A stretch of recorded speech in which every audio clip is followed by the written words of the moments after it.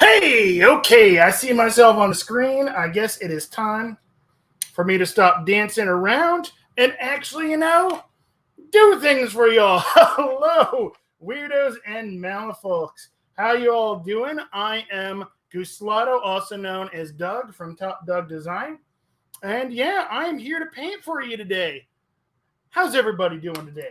It's been a busy morning for me, so I'm just like, all over the place. But yeah, doing my pre-stream dance as I am wont to do.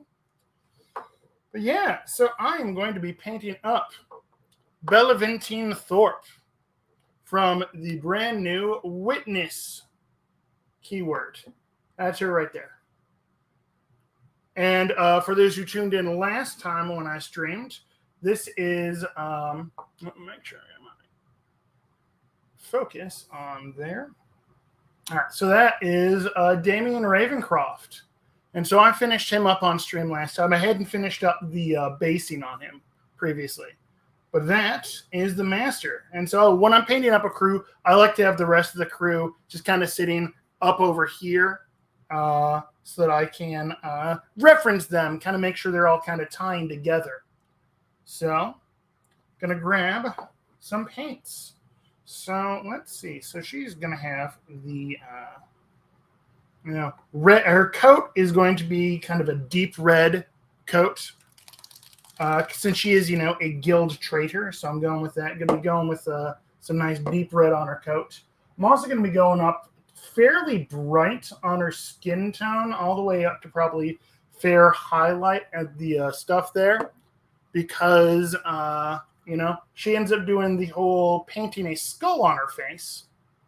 So I'm going to attempt to do that as well, but helps if it's a little bit lighter. So McBluff got stuck in the rain without an umbrella. Oh, that's sad. And phone at 1%. Oh, no.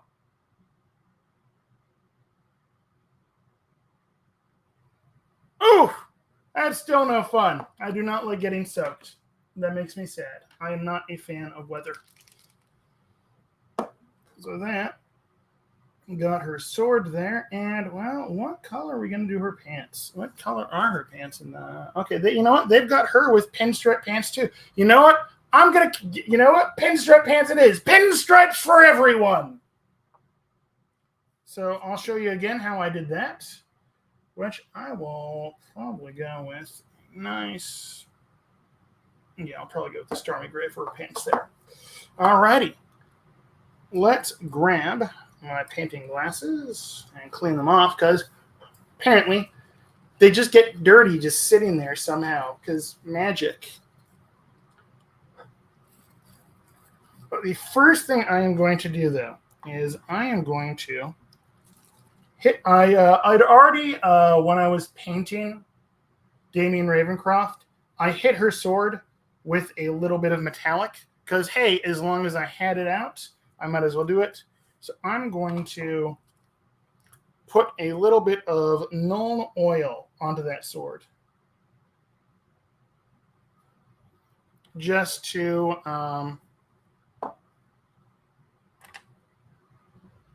get that all good there. Alrighty, there's a brush.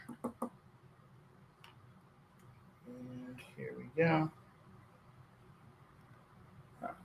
On the screen.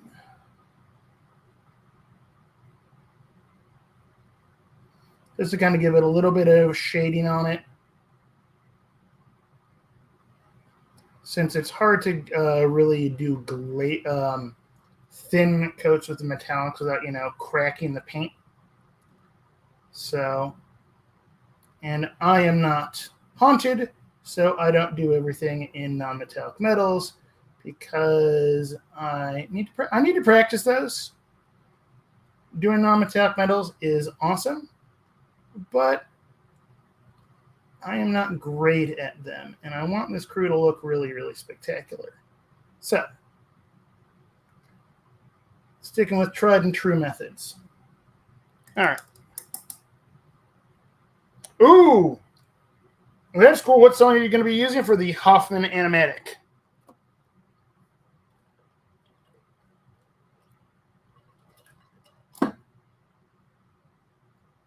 All right. So we're going to have all that. I mean, she's got pinstripe, but she's got like cargo pants. Pinstripe cargo pants it is. All righty. It's going to be fun. Because, yeah, if you look at that, she's got pinstripes on her pants. And yet, if you look at it, she's got cargo pants. Now, I've never seen pinstripe cargo pants. But, you know, I'm going with it. And she's got black hair already. So, start out with the boots.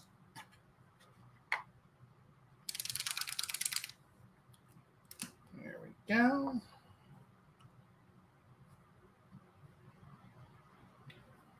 Let's get the new brush out. Yeah, new brush day. Very excited. I got some same brushes I normally use. It's just, you know, new ones. New. Look, they're all shiny compared to the one that I've been using for like 5 years.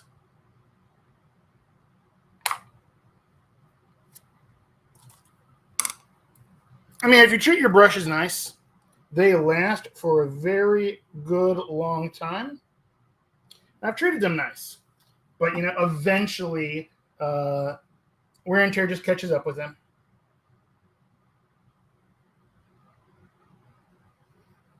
And you do eventually have to replace your brushes.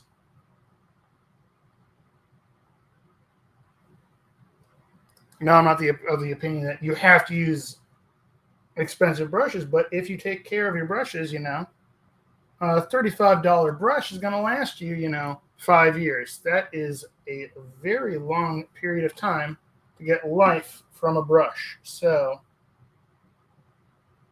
that's kind of how I roll with it. There we go. So let's do her boots.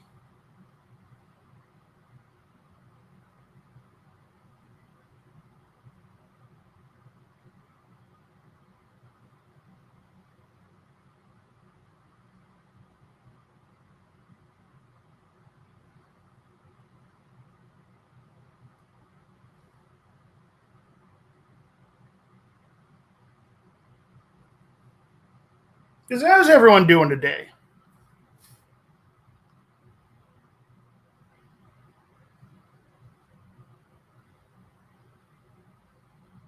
Other than, you know, surviving torrential downpours.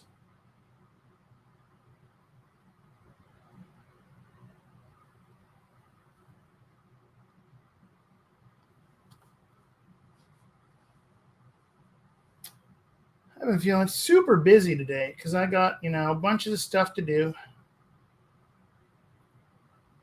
to get ready for Nova Open because I got a few models I need to paint. So amp for next week. What's next week? I may have missed something or I may have forgotten. Please don't hold it against me. I still got, you know, bunches of models to finish. Not a bunches. I got, you know, a few models I want to finish up before going to Nova Open.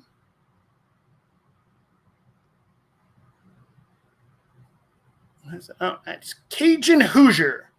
Ready to get... Oh, nice. What are you painting up today, Cajun Hoosier?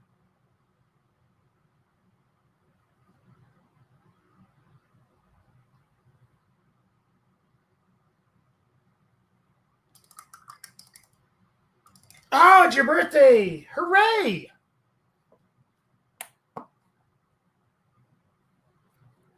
Oh, what am I throwing around? I am throwing around my stuff for some weird reason. All right.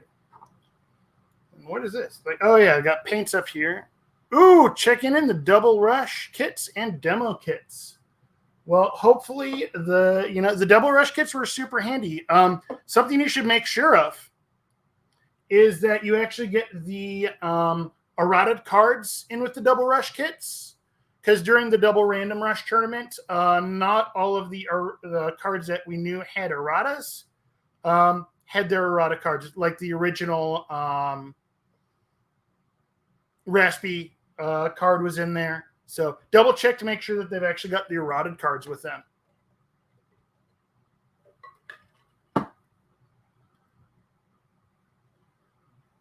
All right, yeah, let's go with Great. Pants, might as well just, work my way upward.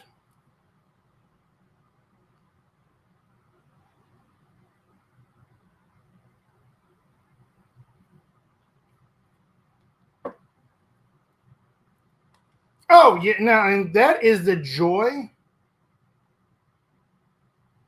of the app. We were all, everyone who was playing was reasonably experienced enough and had access to the app. So when it was the card, we needed a card that had an errata, we just pulled it up. But not everyone always remembers, oh, right, that card's been errataed. Actually, you know what? I'm going to start a little bit darker with this.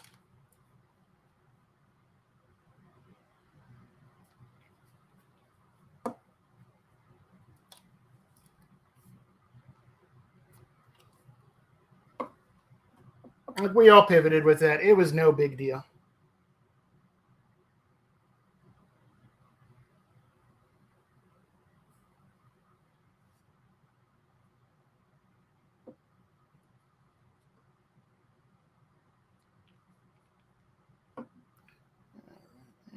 Come on, mixy, mix. Mix that paint. Alrighty, and how is that?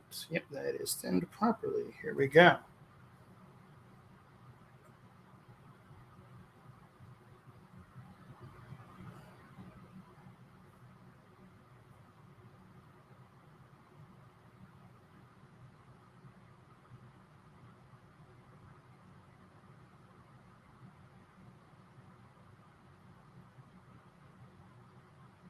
What was nice that all of the double rush crews were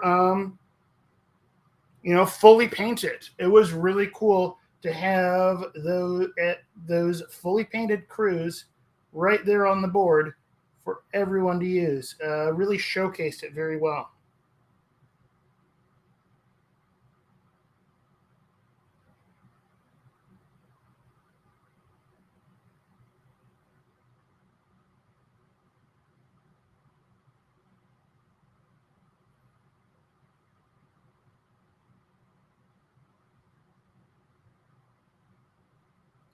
Art prompt. I missed something.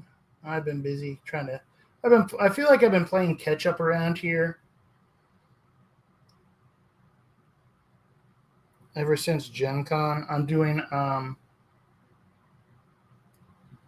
got some commission works I've got to get done for some guys for some sculpting stuff for a local convention that's happening here that unfortunately I will not be actually attending because it is just too close in time to Nova Open to bother running any events at because they didn't listen to me when they asked. Then I'm also doing prep up work for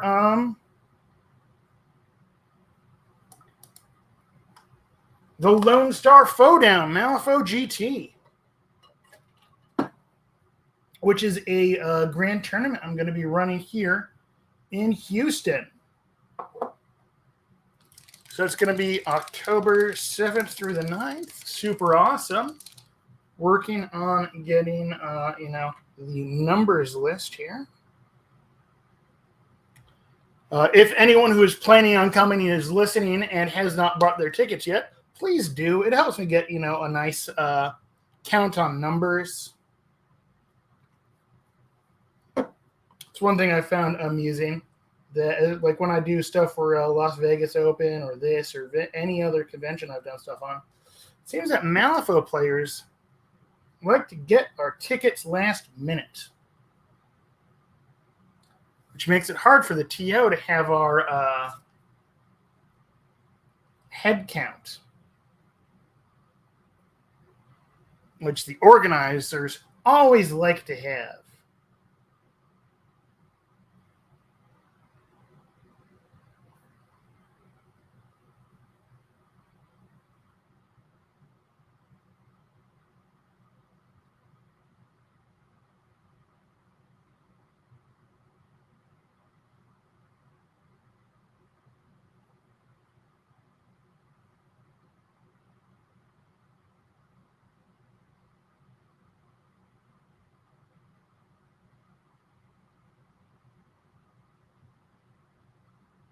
Yeah, so just kind of glazing in my base coats here, getting this all started.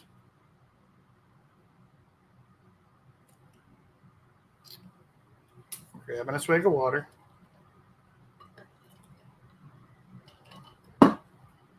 The ever-present come play video games. The bane of getting things done.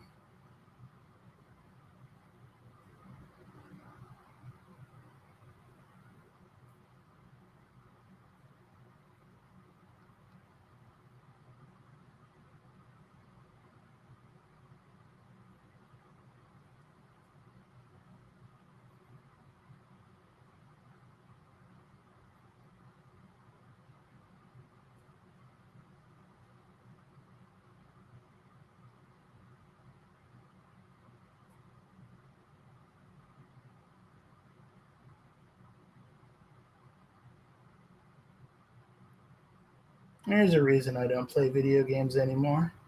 I enjoy them, but the problem is I enjoy them too much, and then I just hyper-focus in on them. Hey, what is up? Oh, nice, Rob. You got 3 dabblers and Marco left? Yeah, I have only painted Damien so far, so you're ahead of me. Painted up other models I need. I gotta finish painting up my henchman hardcore crew. What is up, Fieric? How you doing, man?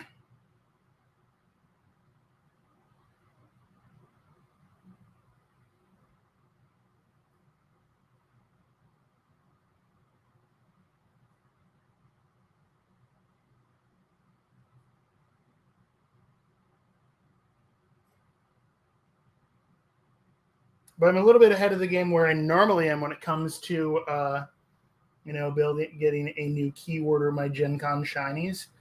I actually have all of the this crew built, which is not normal for me. I have an impressive closet of shame when it comes to unbuilt, unpainted models.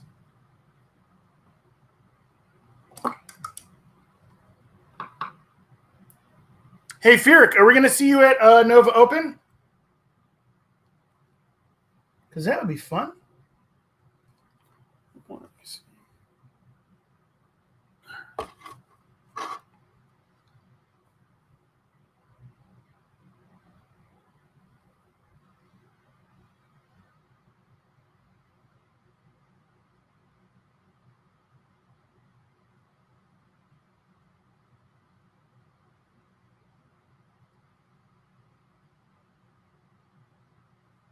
I'm excited for Nova. Oh, that's sad. Well, you know what should be in your plans? The Lone Star Down. Second weekend in October. You should come down here. It's going to be awesome. I'll be very sad if no scoundrels show up. Also, I need to listen to your latest episode. I have not yet. I am terrible at keeping up to date with podcasts. It's because a lot of times there's certain work I can't do while, listening to people talking.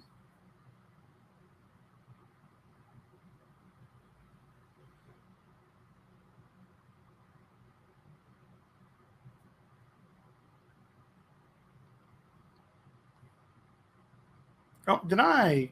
Okay, no, I'm back. I thought I crashed out there for a second.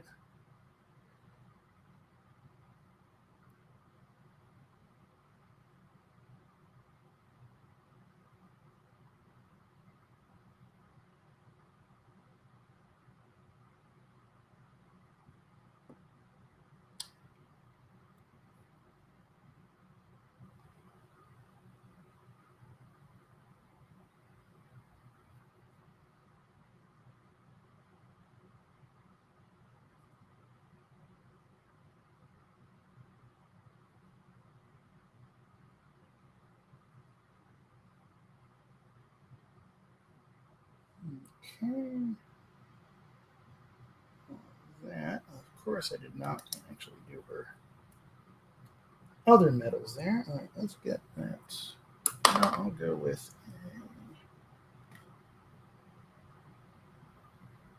I'm going to use that. Yeah, I'll use that for the gun handle.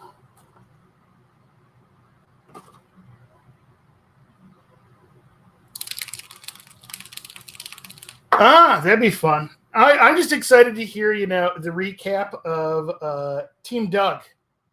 Because Team Doug was honestly one of the high points of Gen Con for me.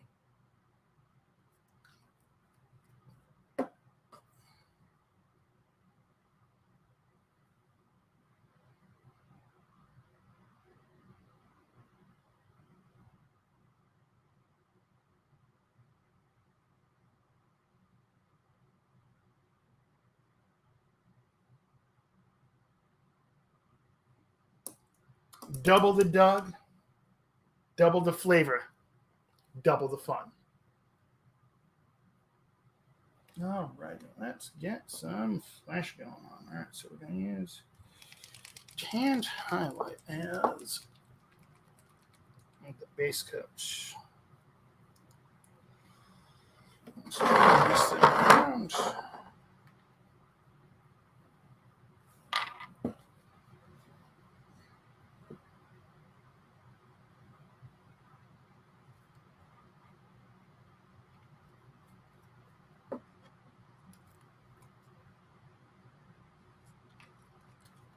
Alrighty, let's see.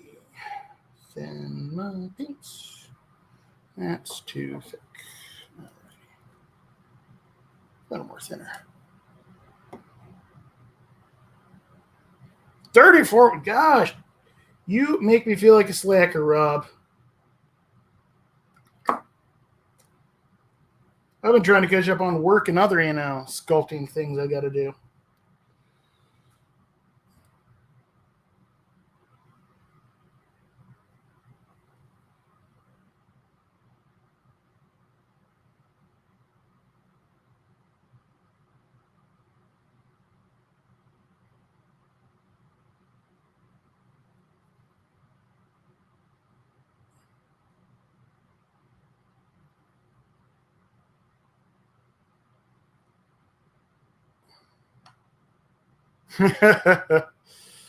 Yeah, you know what? Doing this painting right now is a delightful break for me because I've been doing all of the other things that are completely unrelated to painting. I've been doing a lot of building actually because I decided to do a fun my henchman heart because I'm doing the henchman hardcore at Nova Open too.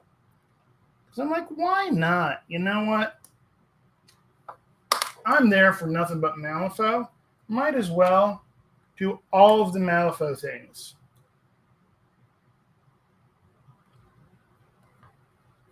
So doing the henchman hardcore. And have been, was deciding between doing the Thune crew, which, you know what? It's been done. Many people know it. It's effective, but I'm not sure if it's what I wanted to play. So I decided I'm going to do a Hinamatsu crew. That means I need to actually paint Hinamatsu.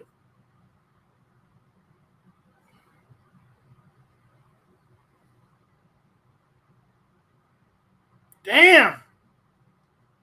That's a lot of performers.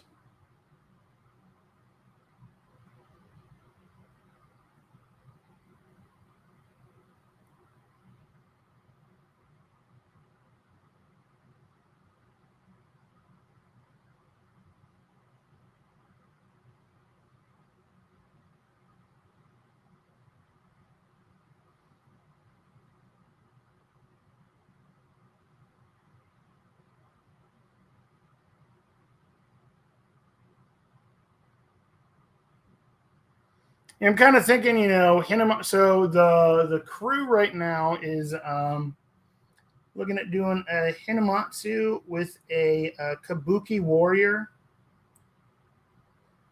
and 2 stitched togethers.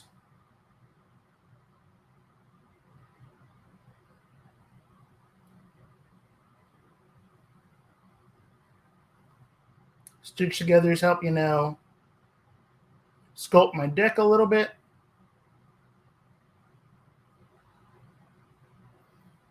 Hinamatsu's a little murder beast. Kabuki Warriors are murder beast. And also ends up then making the Stitch togethers more effective because negatives on those willpower duels nearby them. So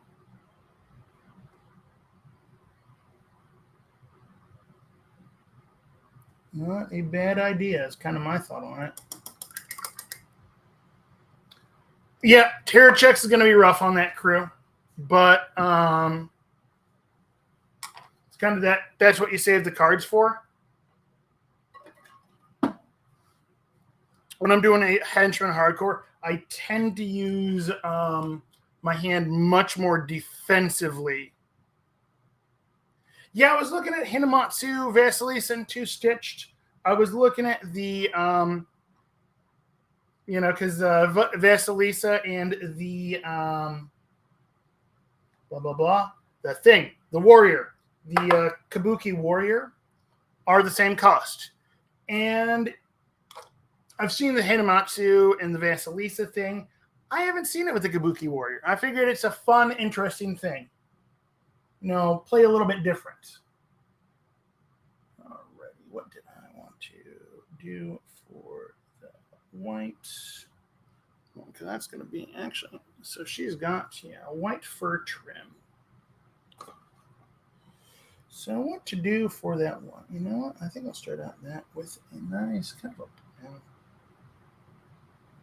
Yeah, actually, it's not a bad one right there.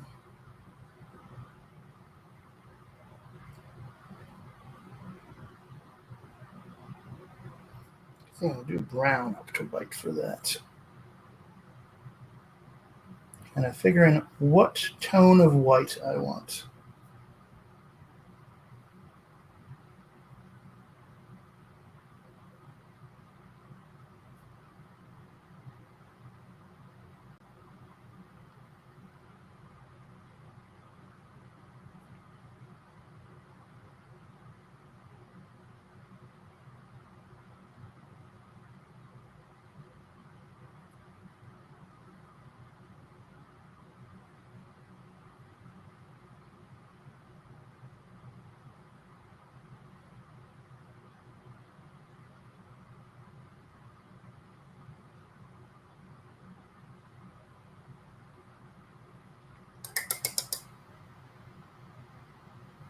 Hina, Bill, Kabuki, and Wait. So I don't have Bill. So that's one model I don't have. So I couldn't do that one. And so I don't. So there's a lot of times where you do the henchman hardcore crew, where it's you bring the big power players, and then what's my favorite Malifaux model I have painted? So where you bring the big power players and then like a little 4-cost minion. I'd rather bring a couple of 5-cost minions so they can actually do something as opposed to just having chaff on the table. It's kind of my approach to henchman hardcore instead. Okay, let's get that.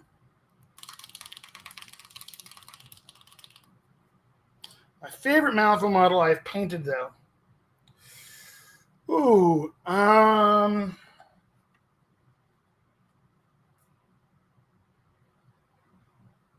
it's a tough one. I love my Malosaurus Rex. Titania. My Titania is a gorgeous model. What else? Oh, the Gorar turned out really nice. The Snake of the Order of the Chimera, the Order Initiate, is a phenomenal model I did. You can find the pictures up on my social medias there. On my Instagram.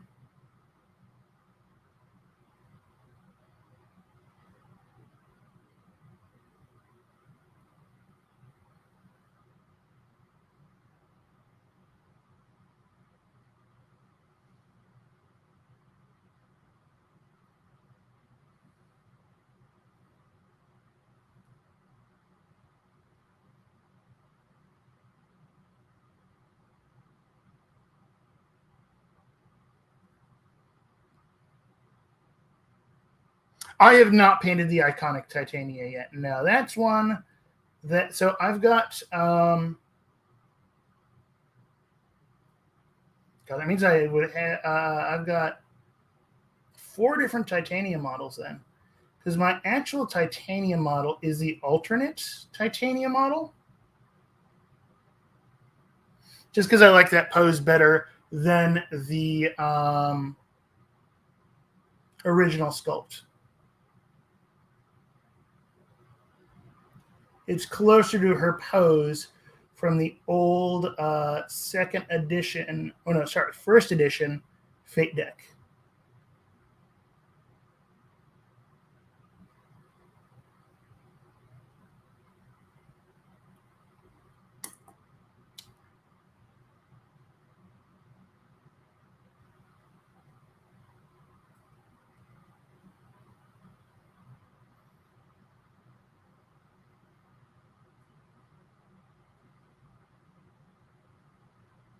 And if I'm going to be doing one of the iconic models, I'm going to be doing the iconic Dreamer first, because I love that one so much. It screams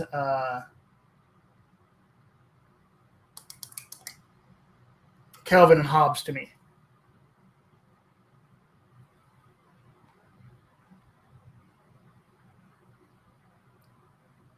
And Calvin and Hobbes is just, my childhood. Love Calvin and Hobbes.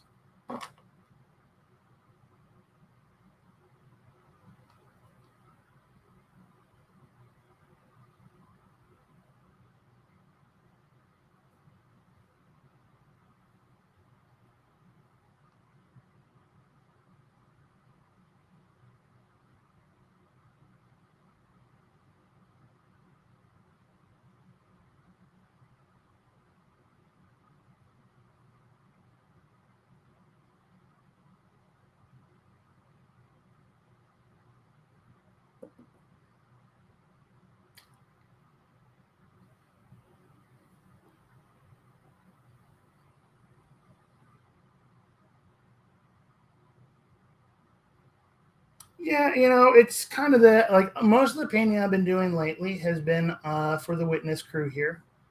I am excited. So I've got a fun idea I want to try. That for Loheath and the Soulstone Gammon, I picked up some of these Turbo Dork color shift paints. And so I plan on doing them with a very dark Zenithal Prime. And then probably, because one of these you can do over a white undercoat. Oh no, so this one is do it over black or other turbo. So this one you can do over other turbo shift paints. So the plan, I think what I'm going to do is probably end up using this one on like a Loheath or the Soulstone Gammons. And then doing the Cloud 9 like an object source lighting from, because Loheath's got that lantern he's carrying around.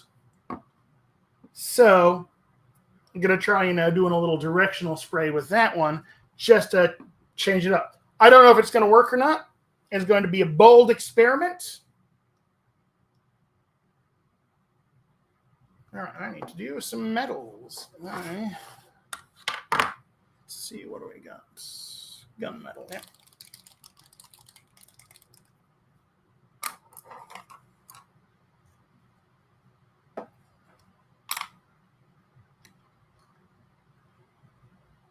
Where's the brush?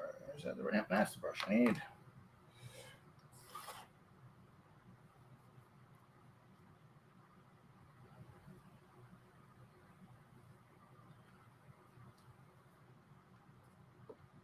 Yeah, because I think that, doing the color shifts on those Soulstone, Gammon, and Loheath will be really, really cool.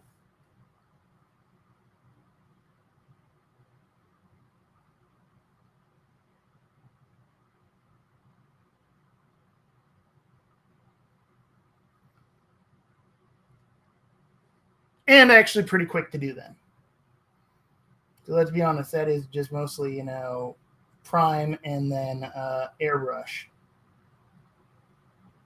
So not a very intensive paint for that there.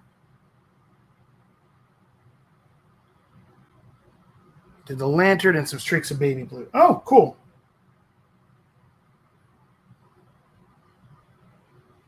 Yeah, I have no idea if my idea of doing a color shift OSL kind of thing is going to work. I mean, because it obviously wouldn't be true OSL there, because you can't really do OSL with a metallic unless you're doing a non-metallic metal, and it's a thing.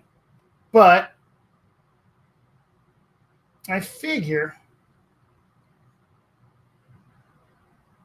playing around with it couldn't hurt. I could stumble on a really cool look.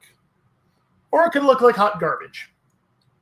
In which case, strip the model and repaint. Because that is always an option. All right.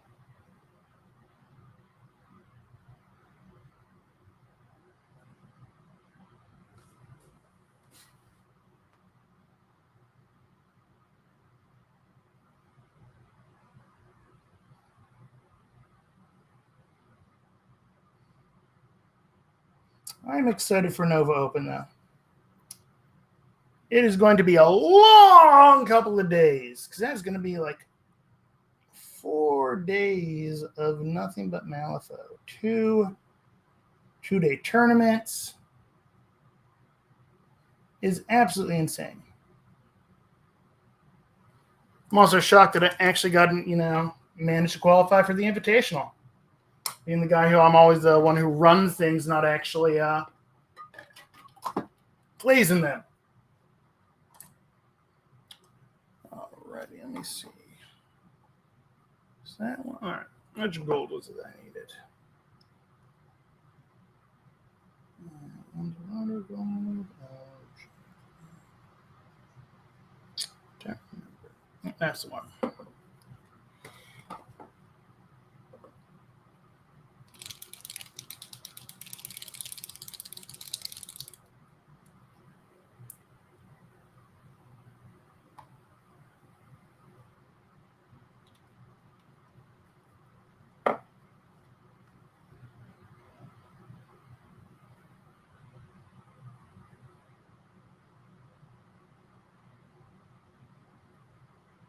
And we're just hitting the tops of the bullet casings there.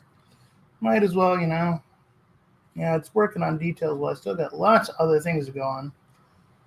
But I had a couple of big things of metal on there that I needed to do. So as long as I'm painting some metals, might as well have the metal palette to sit at.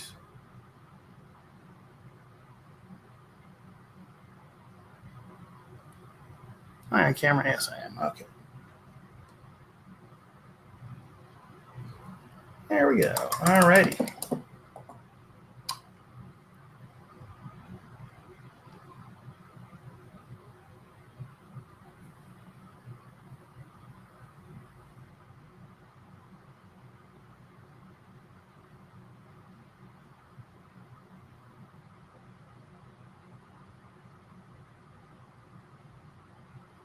All right. Bust back out the white palette and see, where am I moving on to next? All right. Let's do a little bit more on her pants there, because I can. All right. Here.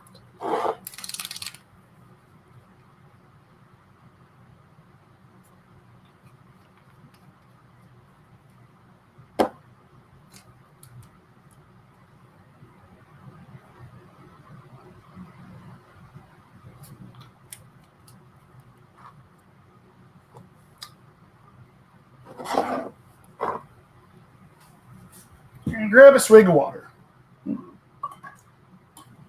Because hydration is important.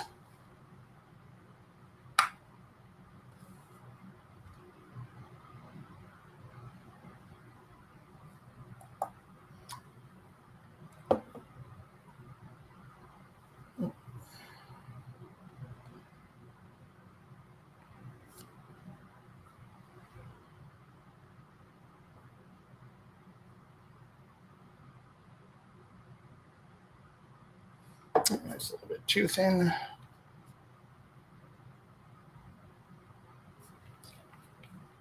Hey, what is up, Viruk? How you doing? The Hawkman you were painting up yesterday is looking pretty awesome, man.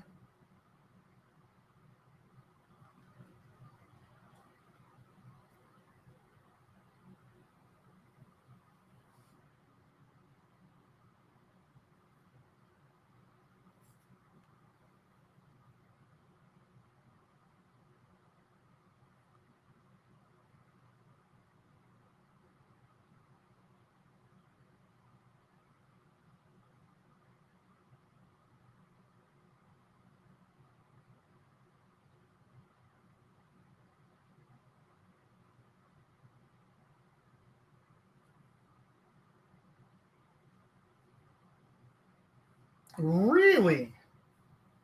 Let's see, what temperature is it here right now? I don't even know what. Oh, it is raining here today. What temperature is it?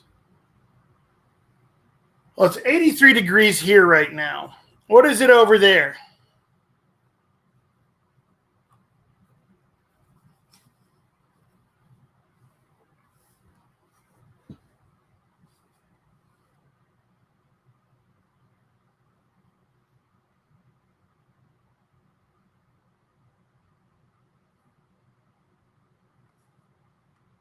$84. Okay, yeah. Yeah, but what's the humidity at? Because it's crazy humid over here. The joys of Houston is that it is stupidly humid all the time. And also of Louisiana, where McBluff is.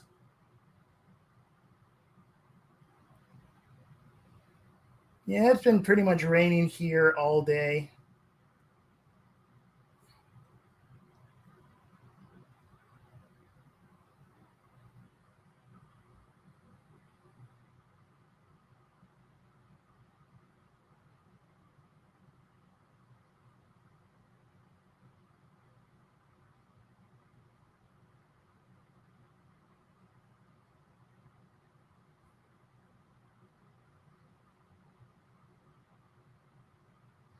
Yeah, I am excited to be getting Bellaventine Thorpe painted up here. She's one of those models. So, you know how pretty much every master's got those models that you pretty much almost always run them? I kind of see her being very, very. Well, yeah. So you must feel. Wait. So McBluff. That's. Yeah, it's about what we got here right now too, McBluff. I was about. For some reason, I was thinking that was what Viruk was saying there. But yeah, so Thorpe really feels like you end up gonna run her almost always with Damien Ravencroft. Hell, she might be a decent model to run outside of Keyword. Although she really does benefit from having the cards in your configuration.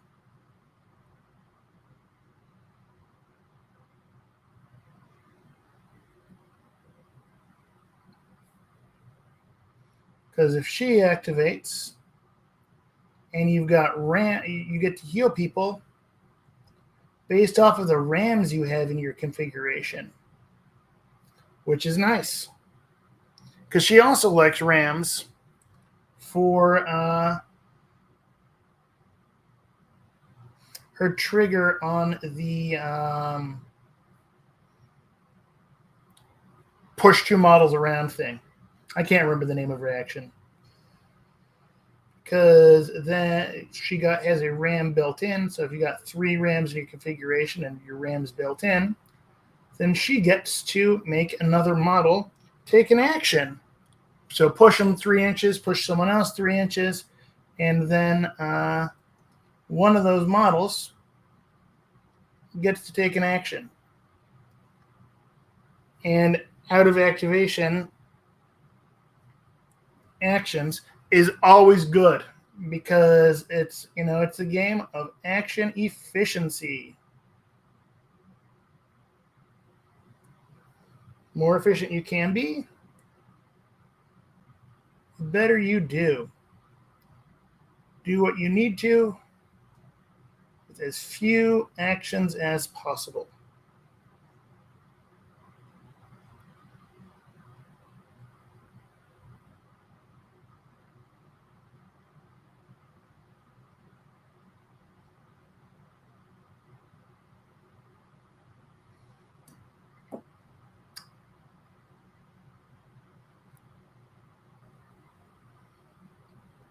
Oh, yeah. Location Hoosier. I am in Houston, so yes, that is exactly what we're talking about. And I did briefly live in Louisiana.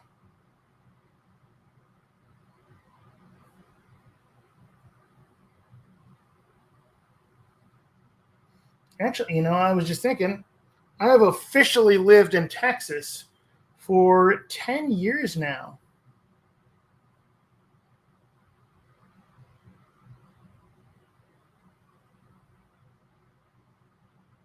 Because I moved here in August 2012.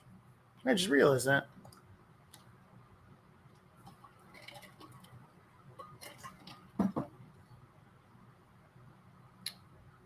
All right, next grade up.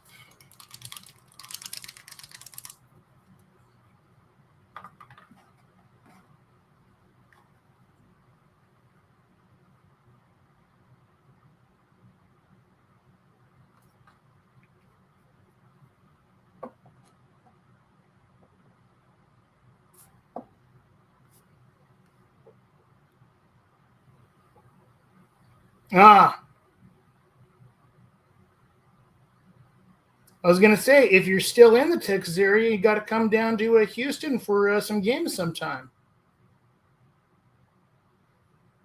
We have a very active meta down here.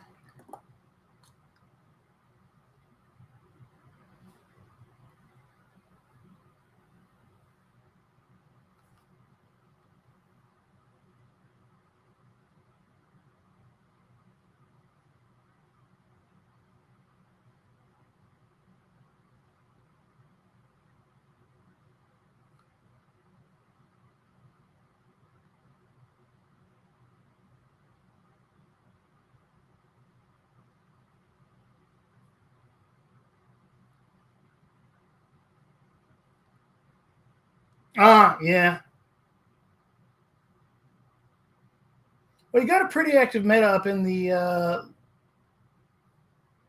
the Midwest has got the Great Lakes region for the U.S. Foe Tour. Had a lot of, had the most players and second most events. So,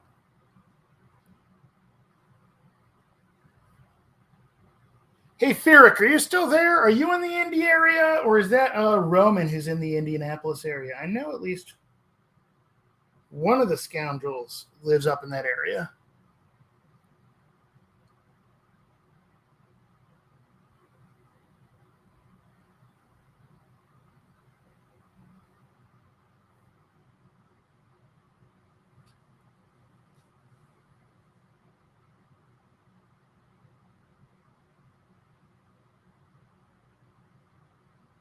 Because then you're also lucky enough to be local for Gen Con, which is my favorite time of the year. I love me some Gen Con. This was 9 years of me coming to Gen Con. I think this was my 9th Gen Con.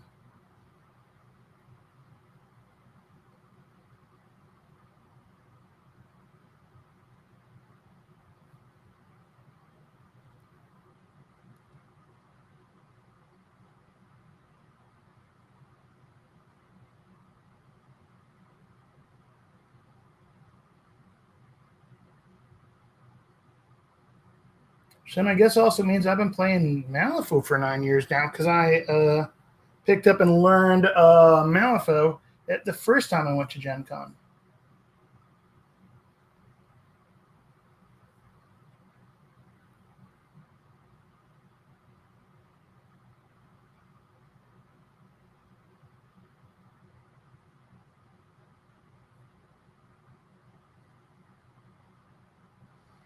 Which is kind of crazy.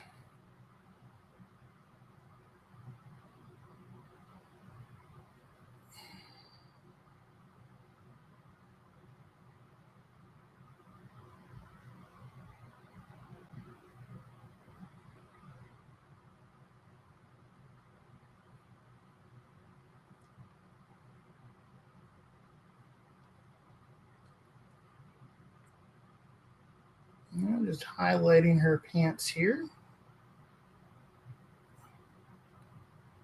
Because if I want to lay in pinstripes later, they need to be nice and dry.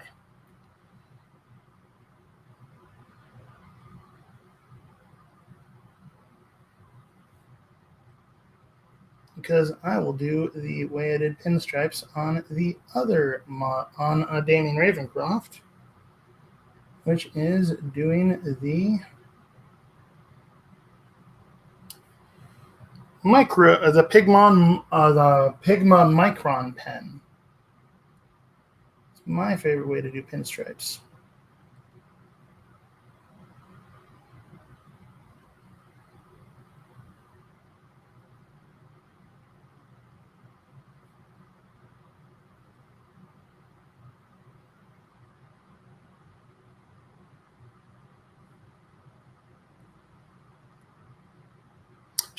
She is a former witchling handler.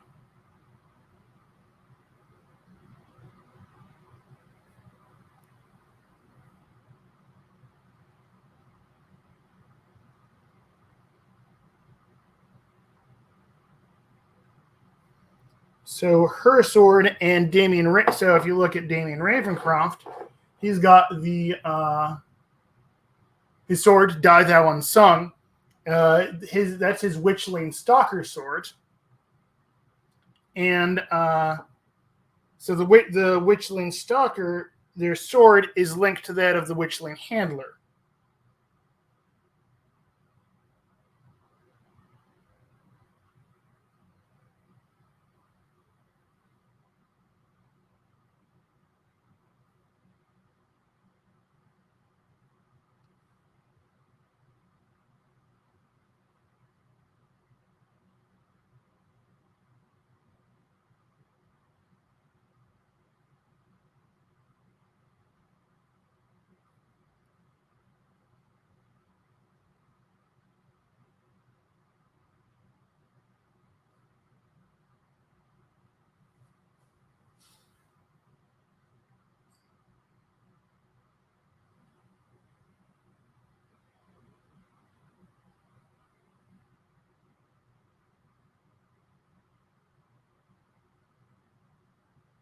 And that's also why I decided to paint her coat a nice deep red, other than a brown like it is pictured in the artwork. Because, a lot of people paint their, guild with red coats. She's former guild, so she gets a red coat. That's the way I'm doing it.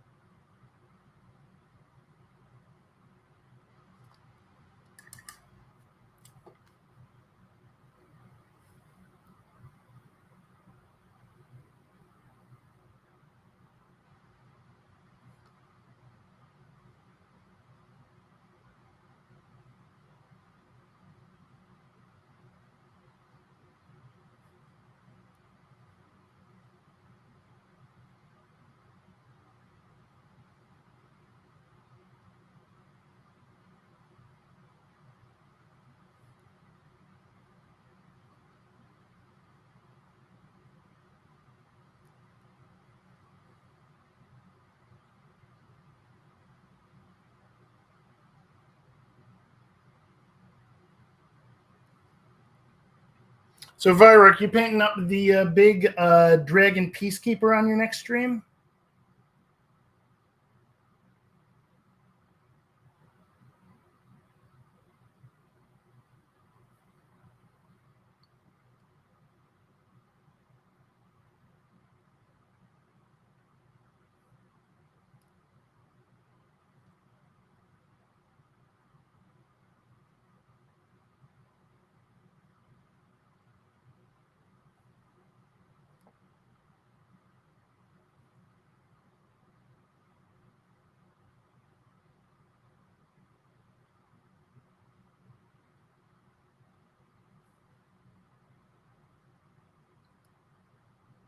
Ah, okay.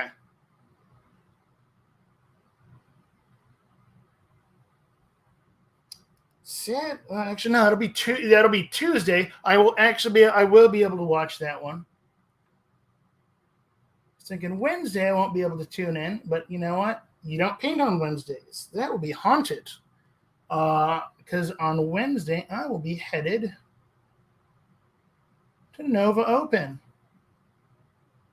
Woo, Nova.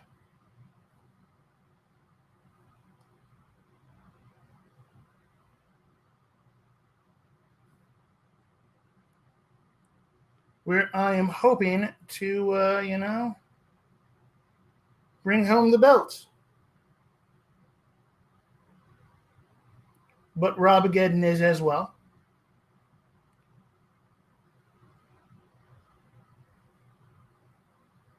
Ultimately, if it's not me, I hope it's one of the other Texas players.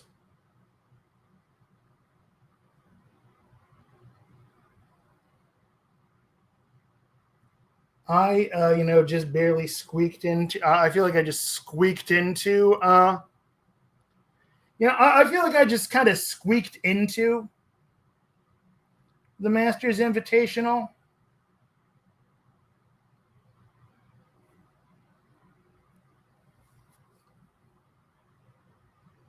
Because I'm the guy who runs the things and not plays in the things.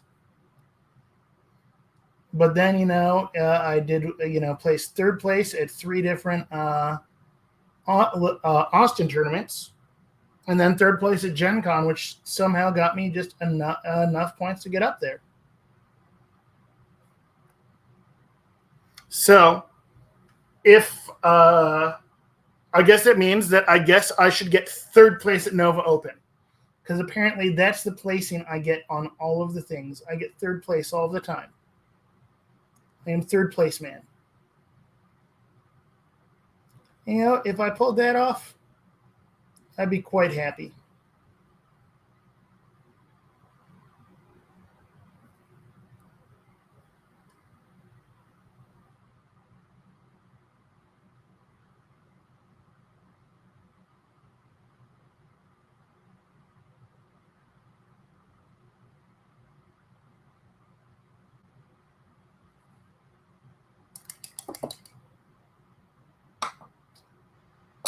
Last GT I actually played. You know what? I have technically only ever played in one GT.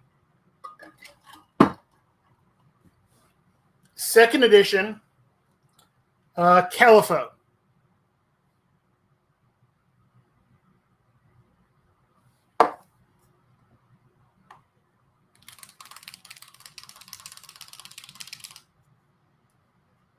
It's because I'm, the dude who runs things, and so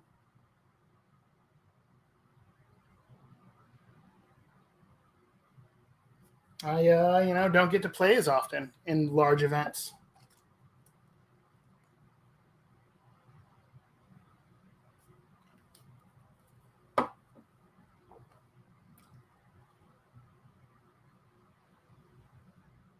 Moving on to work on her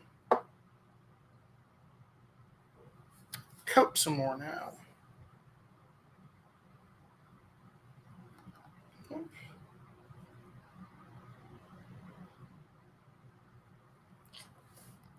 On screen. There we go. God, I can't even remember what year that was. It was when Chrissy was still, you know, running all of the things.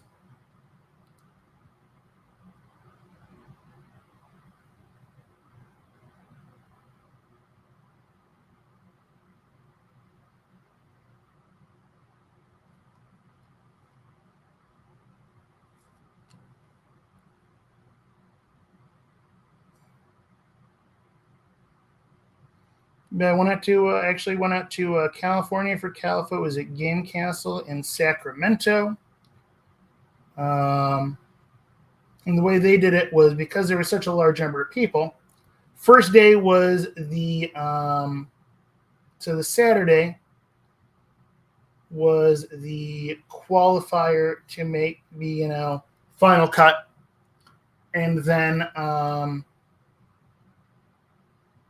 Sunday was the they did 3 rounds with the top people, and if you didn't make, I think, the top 12 or 16, you play. They did a story encounter event, which was still a lot of fun. I had a blast, but I was not very competitive at that point in time,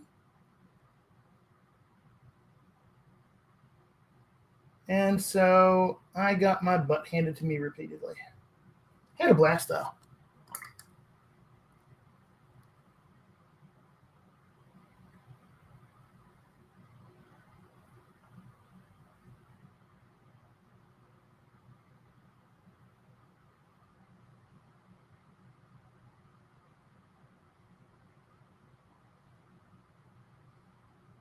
Like, I was supposed to play in the first LV Las Vegas Open I went to when Chrissy was still running that, because I was just there to be her backup to run a. Was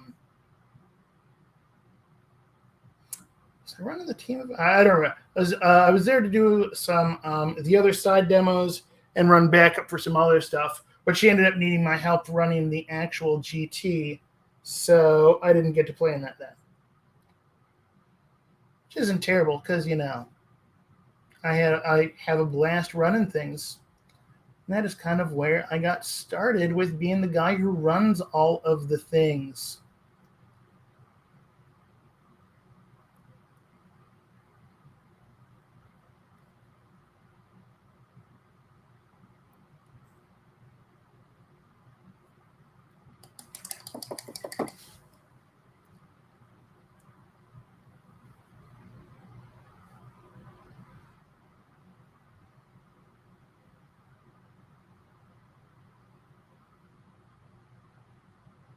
So yeah, it has been a while since I've actually done a 2-day.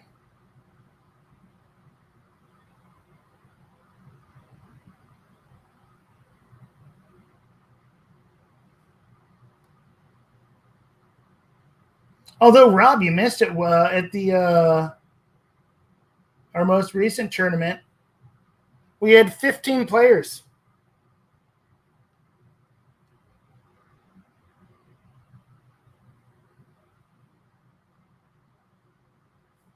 And Andre wasn't there, so no Andre, no Brian.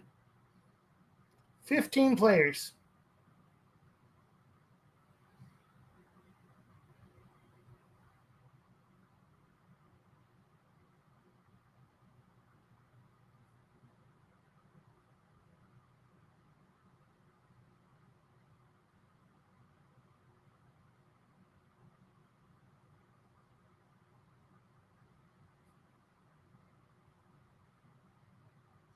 Yep, no points earned, but you know what? I was ready for us to have maybe 8 players, honestly, because, you know, no faux tour. But we ended up, I mean, getting 15 players out, and it doesn't count for the faux tour. You know what? That's pretty awesome.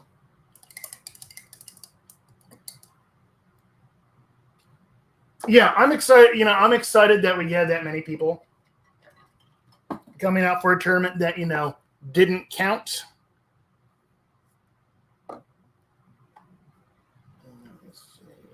Yep, that's the next one. Exactly. You know what?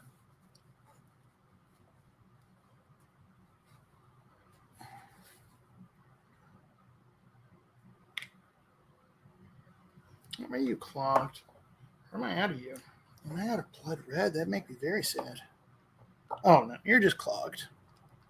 Travis ended up winning.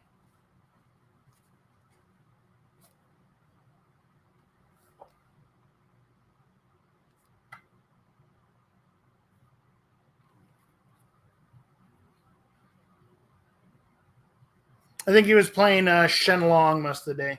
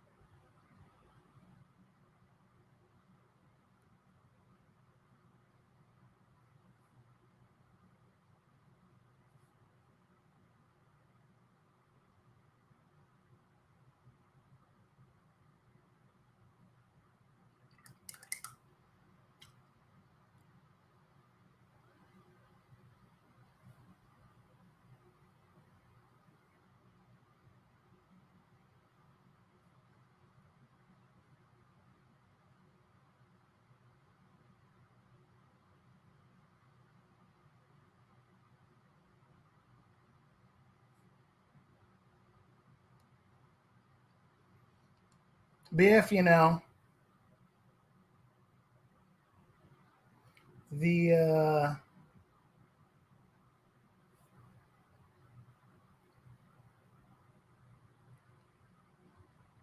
USFT had been, extended by 1 week, I think we would have actually gotten us another qualifier then, because we would have had, God, there's at least there's at least 2 players who who had not had any USFT points yet at all.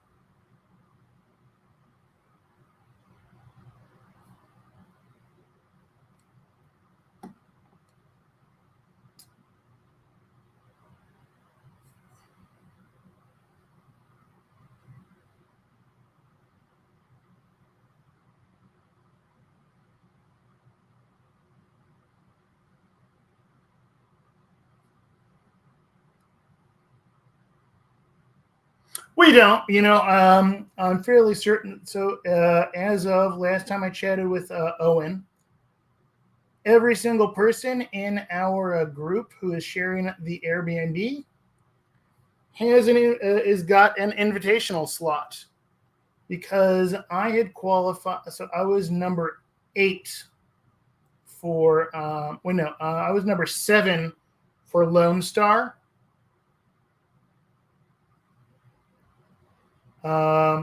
So that meant I was out of the Lone Star ones, but I was number 4 for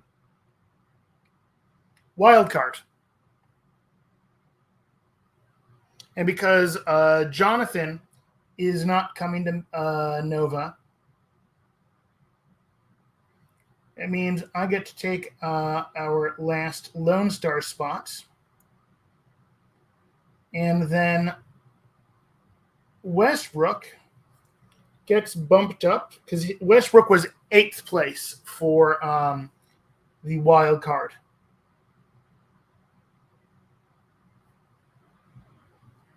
Which then means, because now I am vacating a space in the wild card, Westbrook gets a wild card slot. So literally every single one of us who's going to be there has got a invite for the invitational. Means we are literally a quarter of the event, because we've got 8 of us. Our 6 conference slots, and then 2 of us qualified for wild card. Yeah, no, it's going to be hard not to end up playing against each. It's going to end up happening.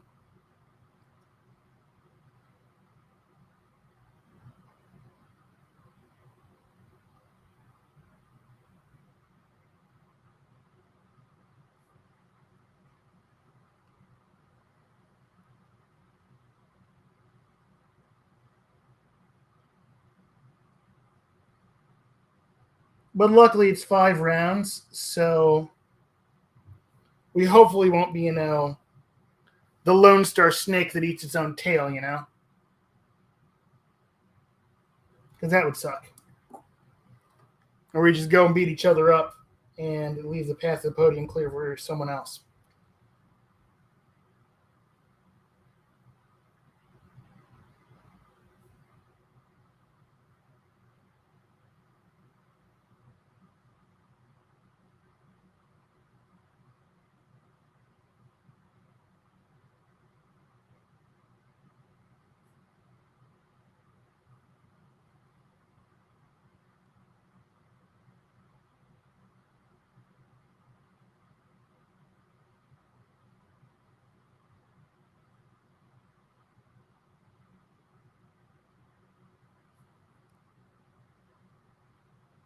So this is kind of fun. I'm kind of getting thriller vibes from the red that I'm painting this jacket on there. Just kind of the wrinkles and the color. I'm kind of getting thriller from this. The jacket Michael Jackson wears in the Thriller video. Killer, thriller night. Boom, boom, boom, boom, boom, boom. Boom, boom, boom, boom, boom, boom. Boom, boom, boom, boom, boom, boom. Okay.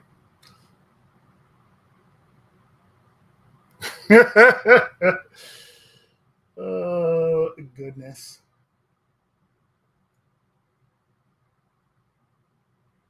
I am a weirdo. And I'm okay with this.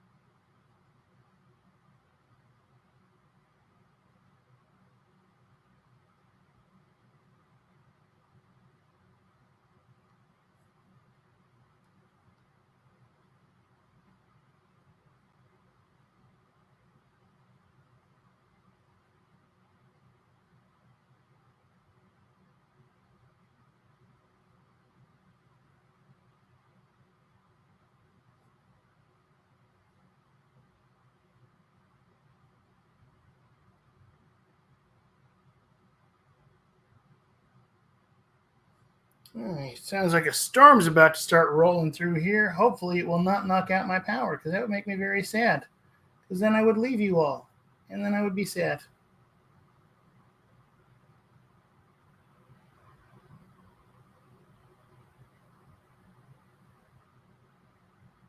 I still got everything on battery backups, so.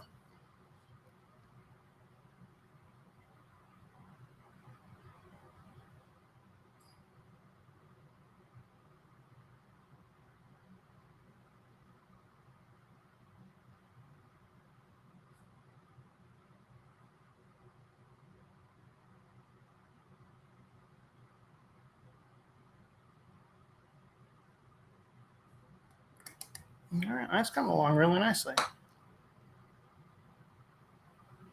That might, you know, and it might take a little while. There's a large body of water between you and I, Vyrek.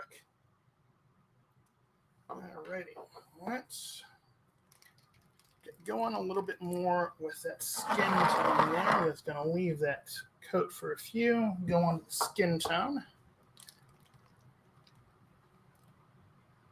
Actually, no, I'm gonna do her hair a little bit more. So I'm going to, with her, do what I like to do for black hair. So I'm going to actually do where I take a teal and mix it with the black. And this is kind of one of those old school, learned this one from GW, old school GW technique of, so that your black, if you're painting black, you don't end up just painting up to just look like, oh yeah, she's got gray hair. You go with a teal instead,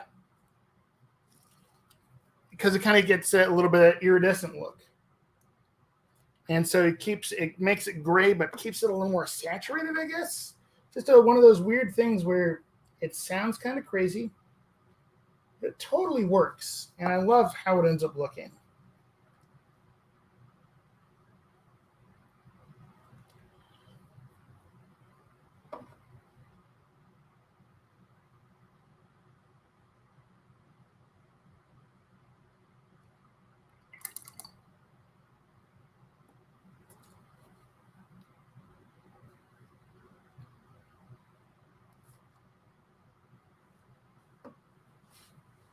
Hey. Well, you missed it. I was singing earlier.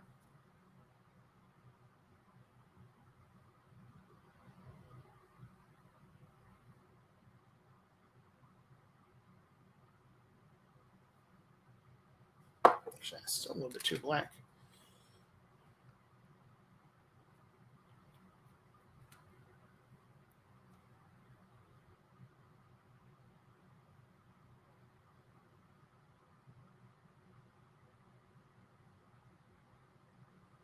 There we go.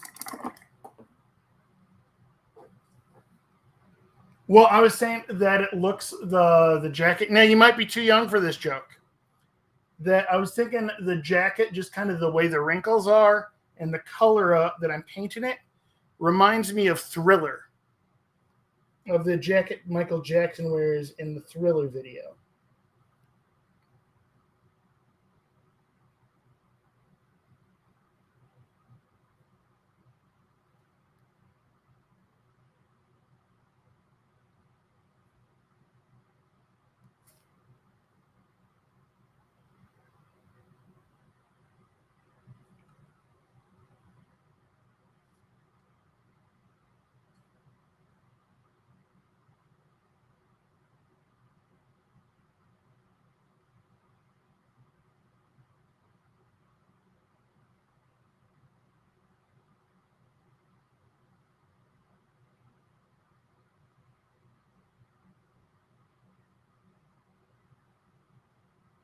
Hey, I don't want to assume anyone's musical knowledge there.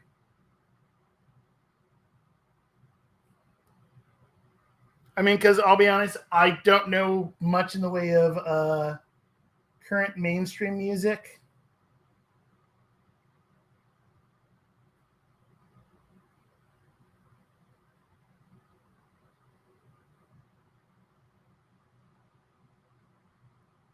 I mean, I know a decent amount of, current metal, but not a lot of, mainstream pop music.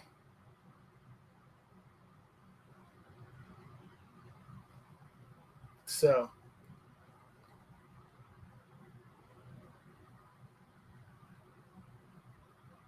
a lot of my friends are younger just because, I know them through when I was running a game store.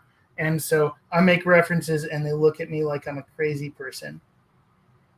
Or the people who when I went back to school a couple years back for my video game design degree.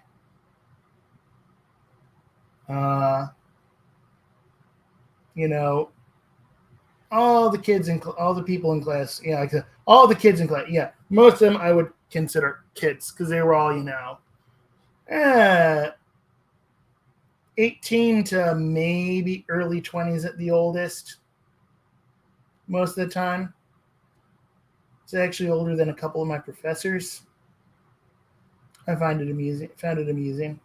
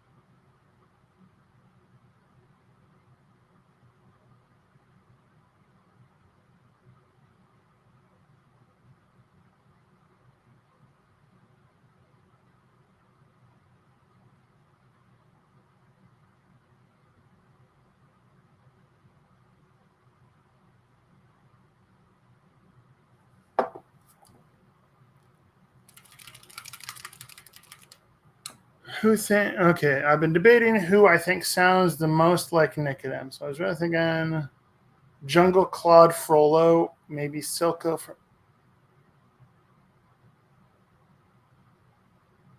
Oh, you mean Vincent Price?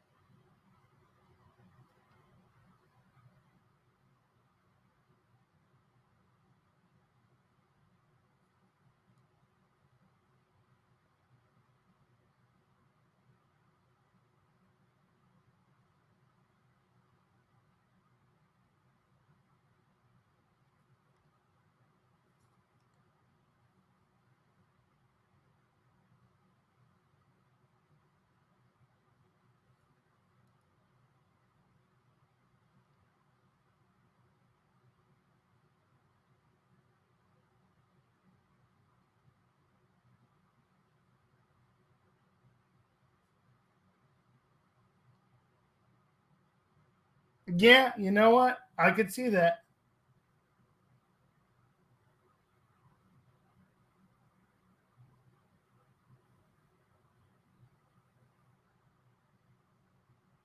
Nicodem is kind of lacking a bit of pizzazz, being dead and all.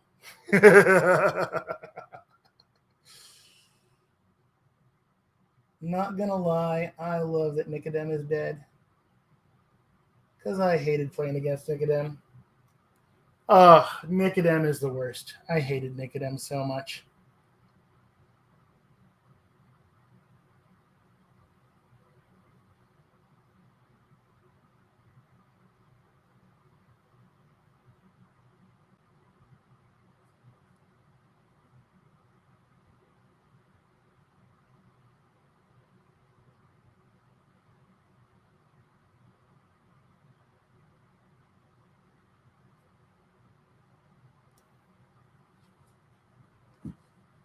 The undead can be quite groovy, apparently.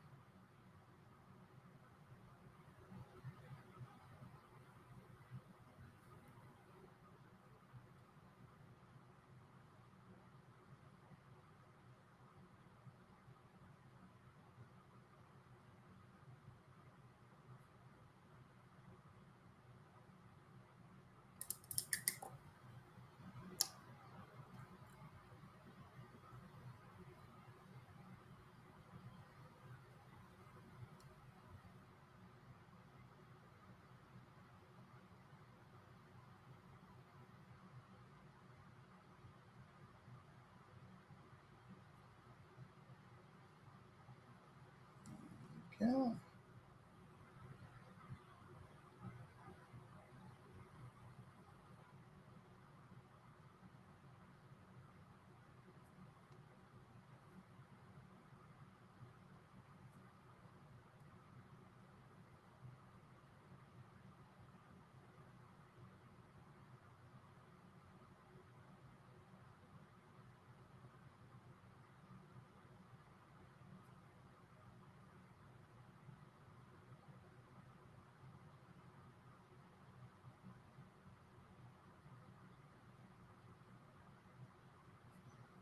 I really enjoy doing the like black hair with the turquoise, kind of highlighting it up with a black mixed with turquoise.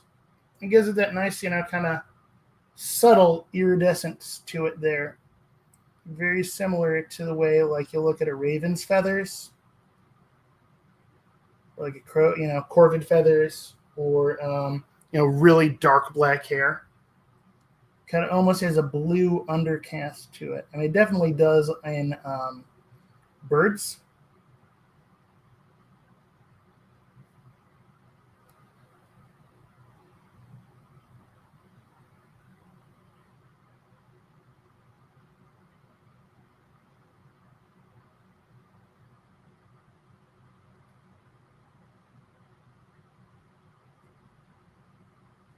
But hitting hair on a miniature with a little bit of turquoise kind of gives it a nice pop there. I love it.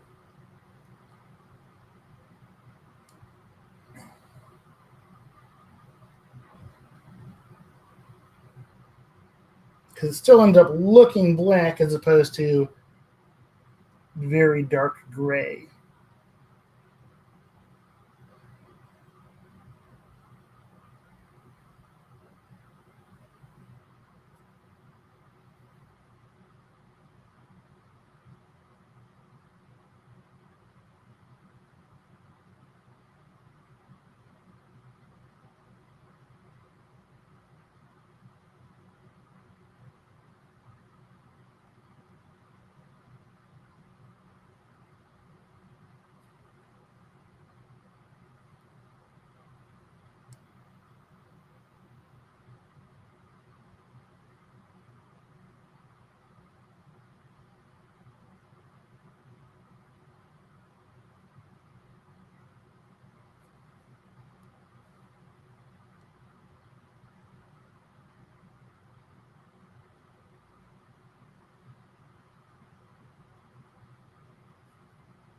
Alrighty. I think it's time to do a little bit of work on her face there.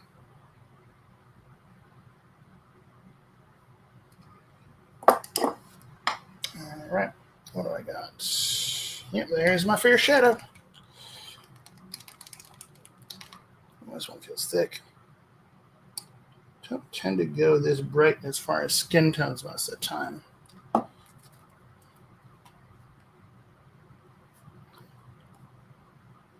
She is specifically described as being very pale and, having painted her face with hunter's kohl to make a, if you look at, she paints up her face with skull marks on it there. So that is the plan.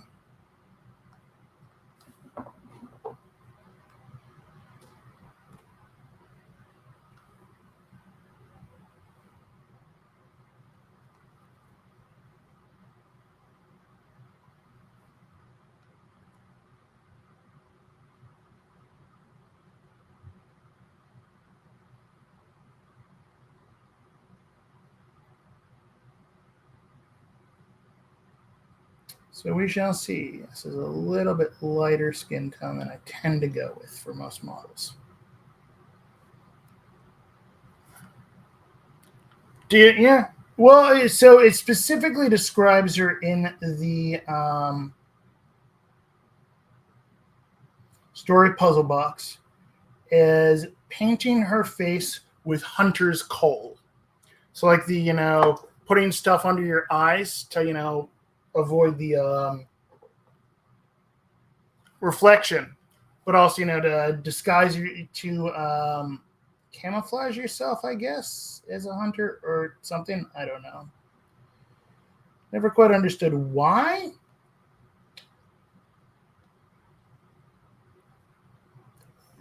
And get some, let's use my brush eraser. There we go.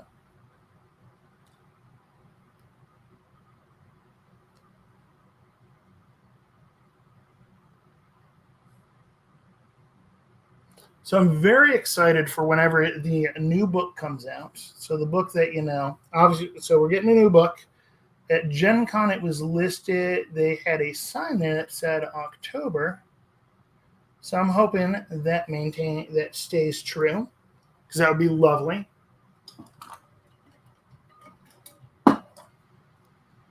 But I just want to know more lore from Damien Ravencroft and Bellaventine Thorpe and all of them.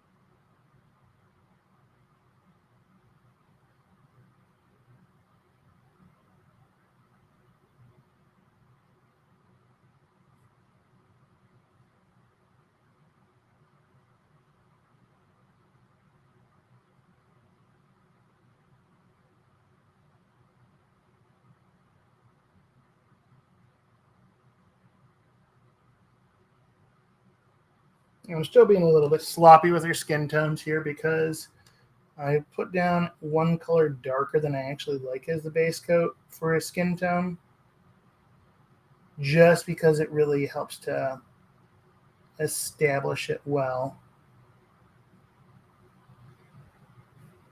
All right. But I also have to do eyeballs on her because she actually had, you know what, with those eyes, hell. Yeah, I gotta kind of do the eyes. Damn it. I hate doing eyes, but I will on this one.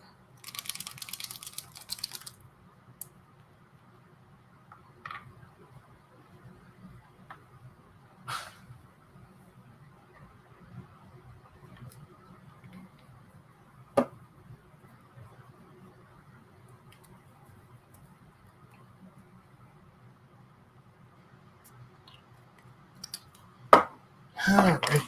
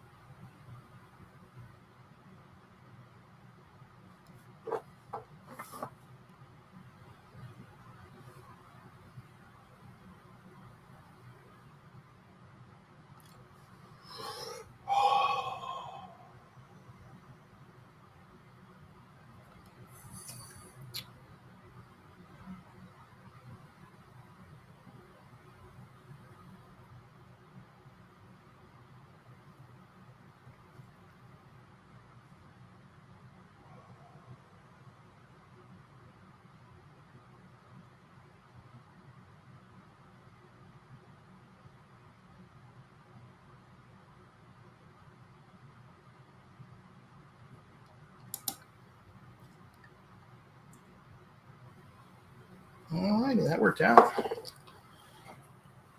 Okay. Well, that is dressed to a little bit touch up there. Of course, I am going to be going around her face as I go and mess it up. That's why I got to wait for it to dry. Yeah, as I go, mess up her eyeball. Because that's what I do. Joys of eyes and faces. All right, let's put that in there.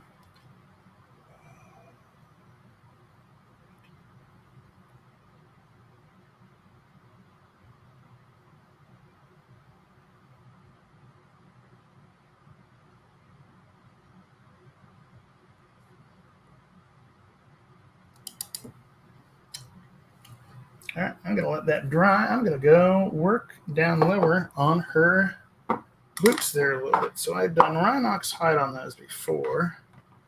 Well, I think I'm going to go with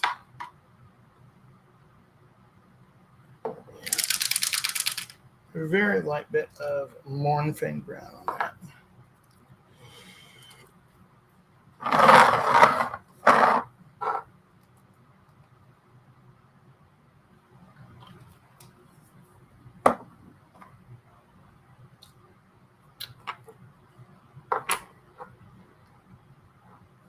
That's how she's looking so far. Alrighty, there we go. Yeah, that'll work.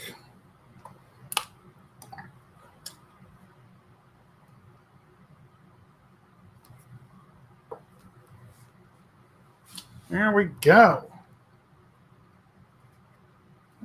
Squish her back onto the base a little bit more.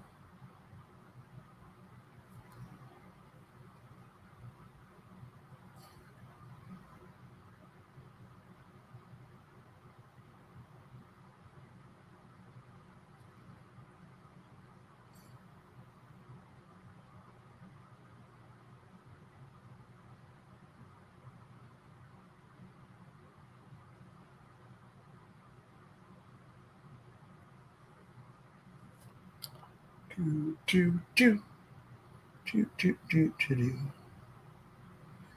Do do do do do do do do do do do do do do do do do.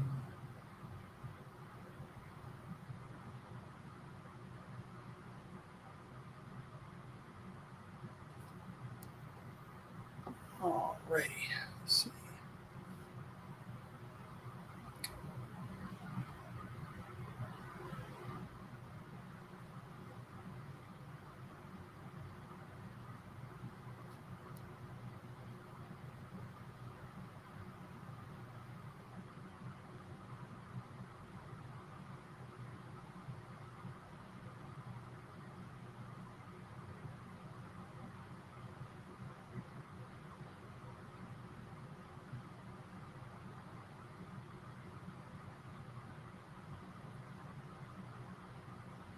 There that goes.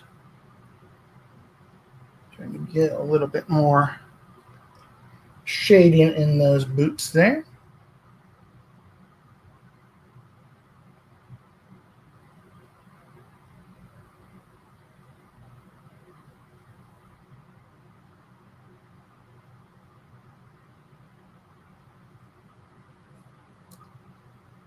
Let's go hit the rest of her leathers.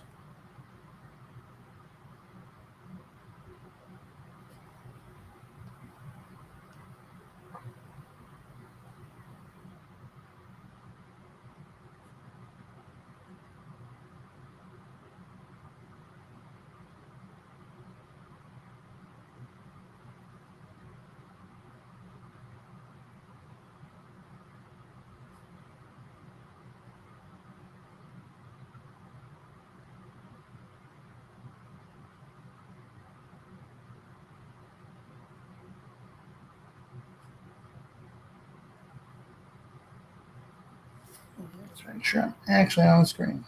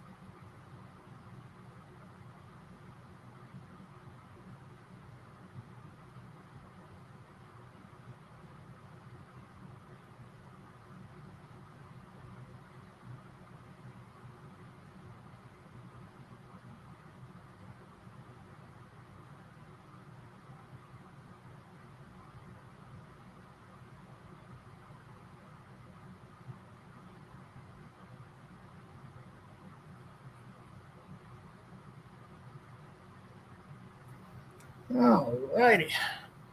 I'm looking at how she's looking so far.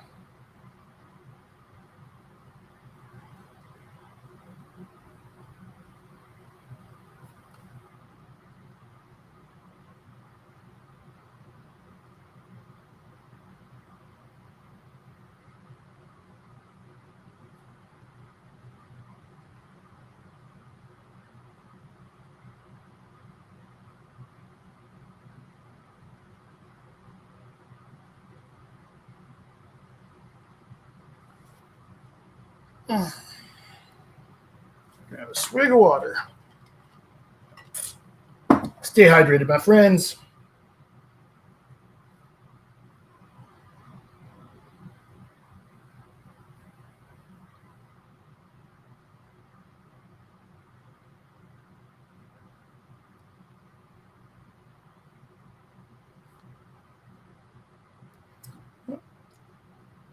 Her sword has got a nice little handle there. I'm going to give it a little bit of a red grip on it there.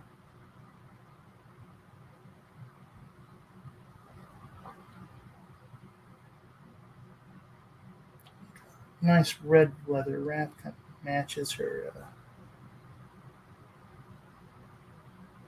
Kind of a nice, very deep red leather on her sword there. Alrighty.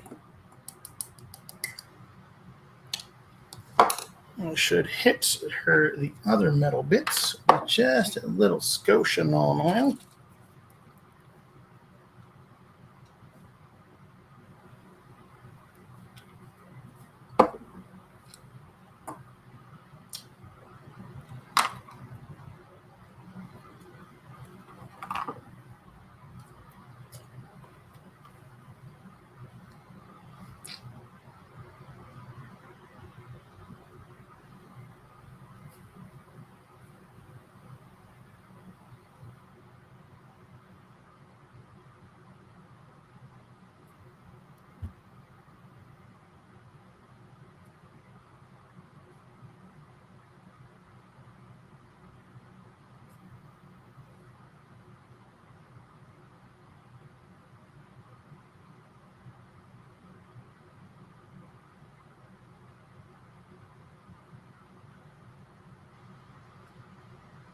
Add a little bit of depth to those.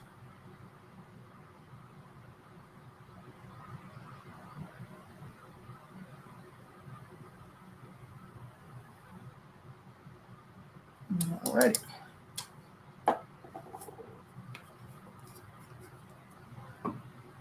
Alrighty. Let's see.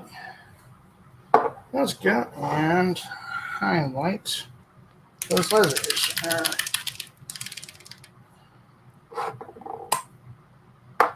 Alright.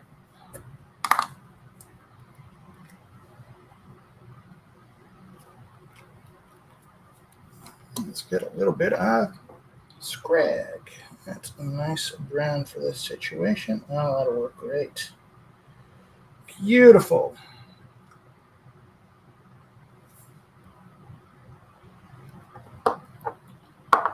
All right.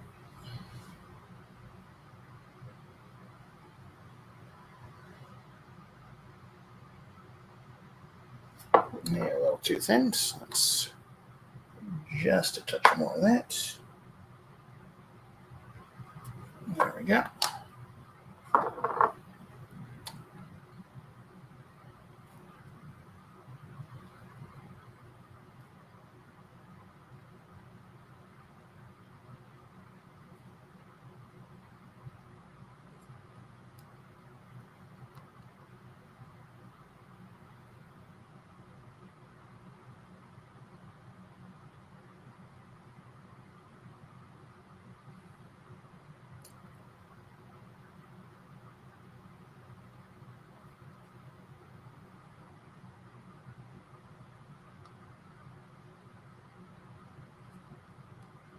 It's a little touch of bright brown here. Do do do do do do do do do. Painting up Bellaventine Thorpe, who is fun on the table. I have really been enjoying playing the Ravencroft crew on the table. It is a fun time. Definitely kind of getting my head wrapped around figuring out which cards I need in my configuration. Because, having a high card in your configuration is not necessarily a bad thing. And I always forget, it's more the suits that is what is important. And if I put a high card into my configuration, I can always, discard a card to cheat with it later.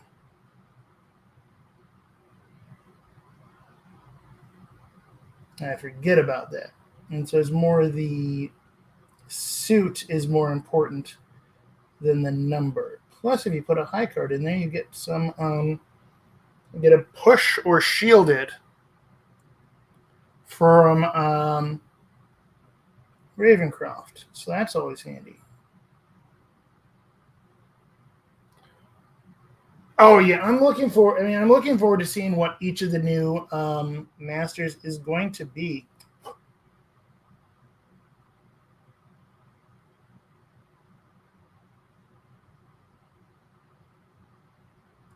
Also wondering, who's going to be dual faction, because they said we're getting so the thing at Gen Con said there are 6 new masters.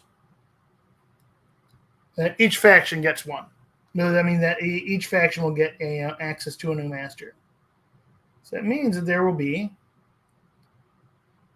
some at least a dual faction master.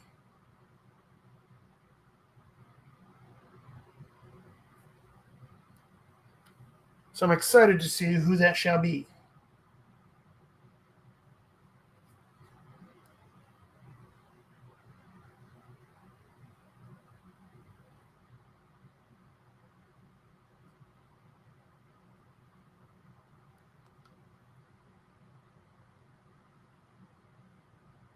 But more models, more story, always a good time.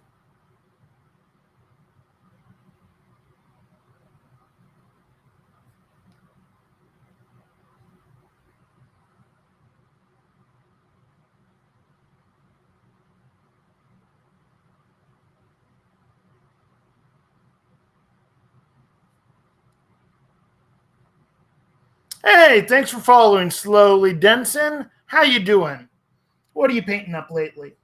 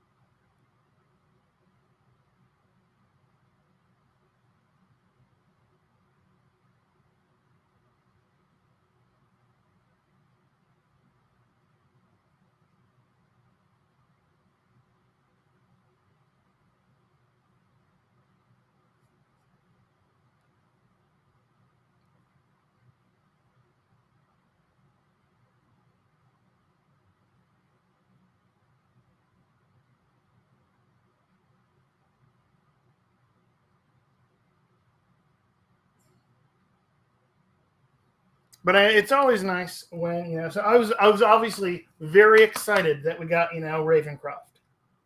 You all, those of you saw the my stream that day, you know what I'm talking about. I was a little bit giddy.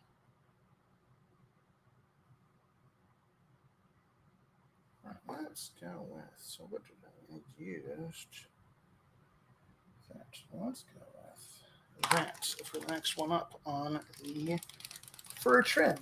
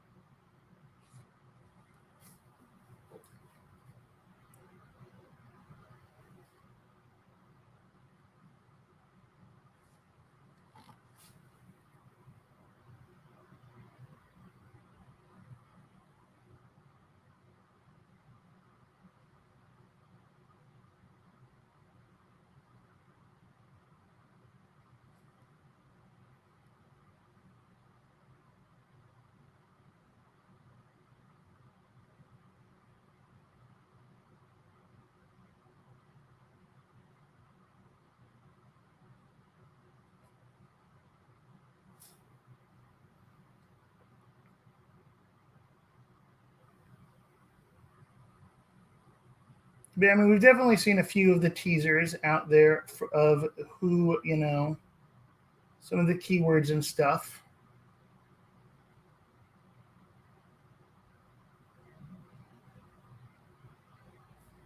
So that's pretty cool.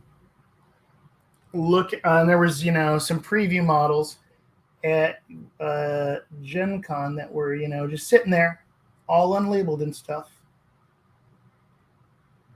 I'm pretty certain were the returned models, which I think is going to be a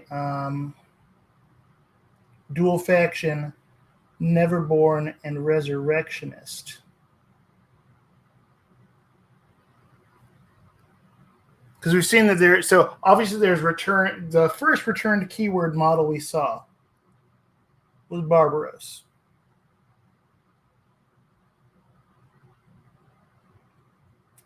But the one returned keyword thing that was teased in the Waldo's Weeklies was a Resurrectionist. Now, I don't think they would end up being a second Resurrectionist Outcast model, because there's already Jackdaw, and it just feels like that would just be, I don't know, too much overlap there. Double dipping from the same source repeatedly. You don't tend to do that. There's no other factions that have, you know, dual faction from the same faction more than once.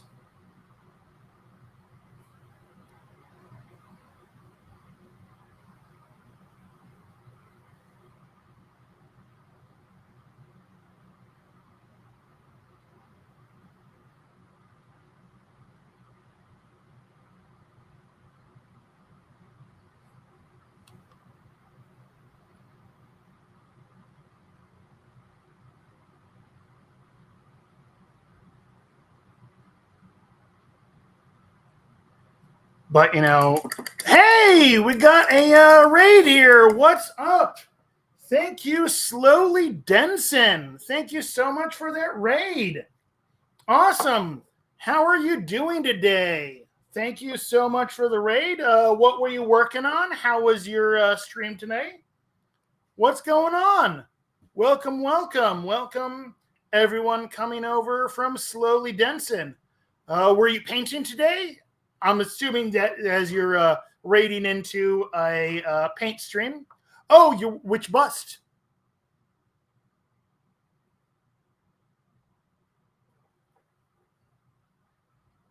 Oh, a bust. What bust are you working on? Sorry, I thought you said the bust, not a bust.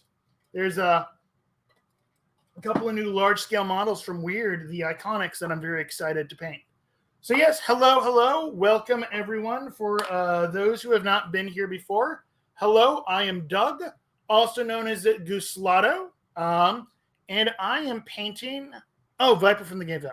Yeah, I am painting up Bellaventine Thorpe from Malifaux, from the brand new Witness keyword. So this was a Gen Con pre-release. And I've been a big fan of the character Damien Ravencroft in the lore of Malifaux for a very long time.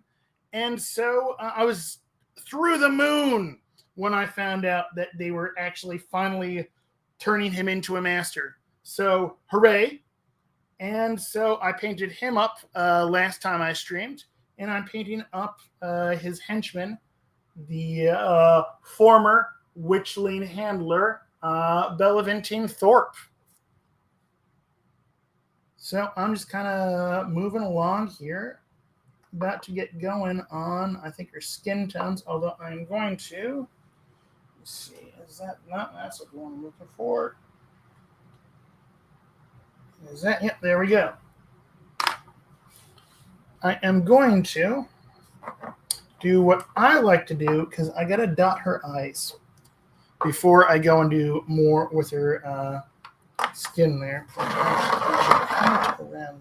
Oops, I get that ready. But for that, I like to use. I'm a big fan of Pigma Micron pens. It's got this crazy tiny little tip there. And hey, well, thanks for stopping by.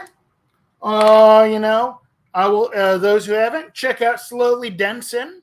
I always appreciate the raids. But yeah, so those who raided over with Slowly Denson, welcome to the Play Weird stream. It's the official channel for Weird Miniatures, the makers of Malifaux.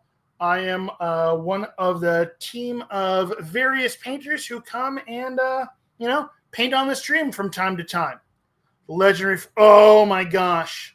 The Legendary Forge set is so cool. I have it here. I haven't started painting it yet.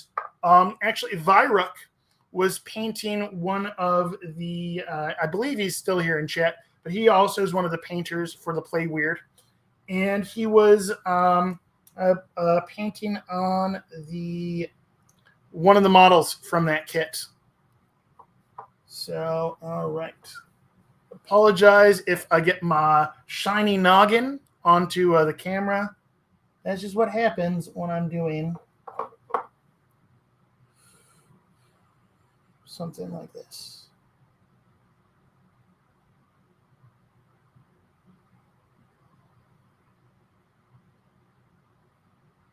As I go and just draw a big black line across there, and it looks garbage, but I'm going to go back and clean it up.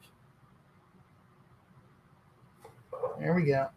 So now I got the crazy big eyeballs there. It looks not great. So I got to, you know, clean it up.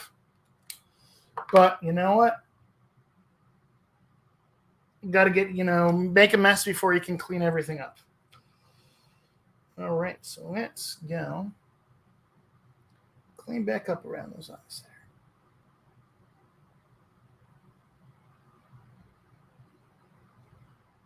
No, I should not paint that right now because that is still wet. So I'm going to leave the nasty looking eyeballs and move on to just final time. You know, I'm going to finish up that little hair, the little fur trim there. So there we go. Yeah, Fallen Kingdom is a beautiful, beautiful box.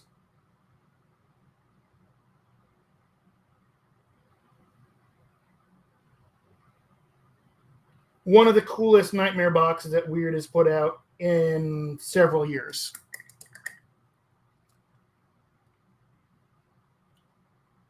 For a long time, the Dark Carnival was my favorite Nightmare box from Weird. And I think this may have finally unseated that.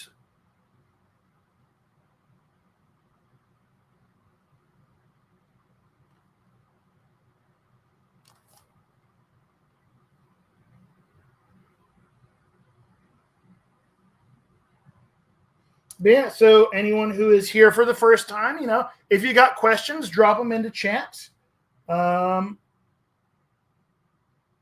Since you came over with someone who's painting, I'm assuming you're, Brian and Bones. So I'm assuming you are familiar with painting, maybe not Malifaux. So if you got questions, you know, go ahead and ask them. I love Malifaux. My favorite game. You know, I liked Dark Carnival better than Brian and Bones. Brian and Bones is one of the best ones they've done in a while.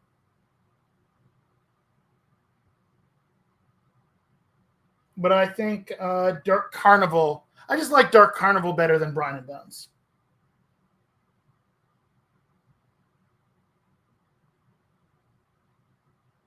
To be fair, I'm also an Arcanist at heart. Oh, Brian and Bones is a pain to build, but hey, Rob, did you ever build the Nightmare McCabe box?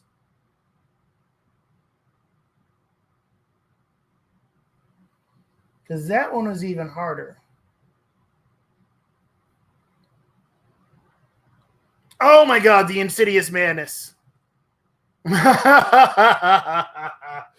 Oh my gosh.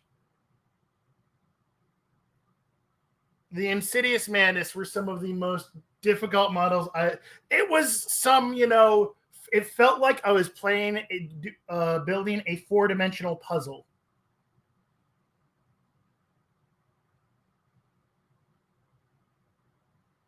Really, really cool models, though. But, oh my god. The Insidious Madness was a tough set of models to build.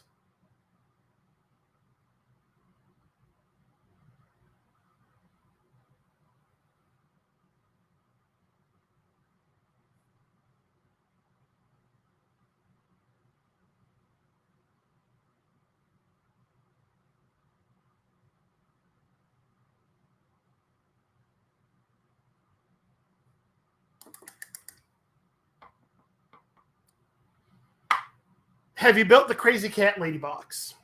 Because that one's also insane to build.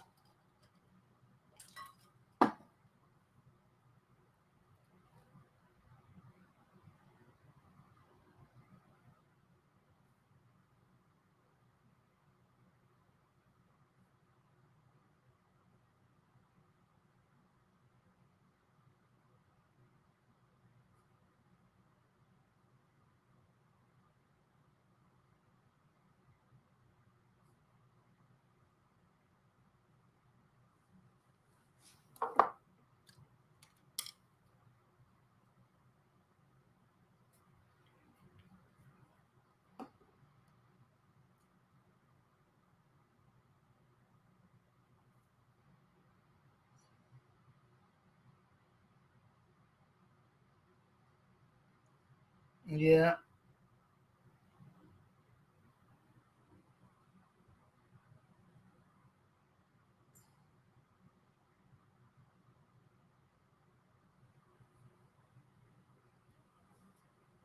Curiosity killed the cat, made no sense, and I.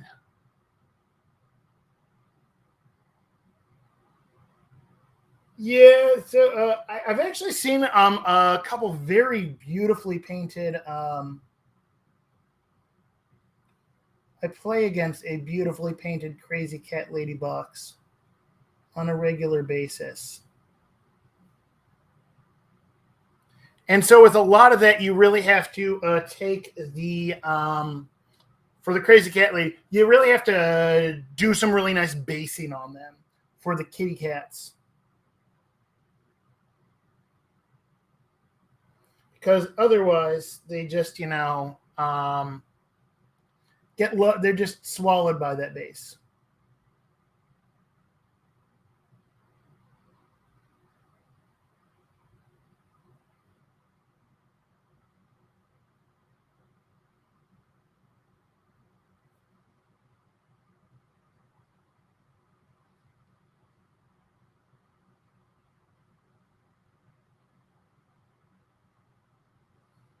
There we go.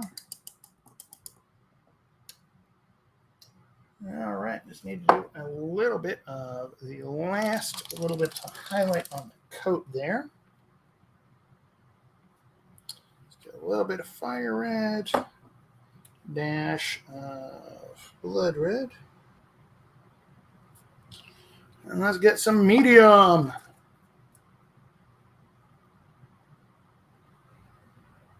Yeah, I didn't really have a problem with the Umbra box.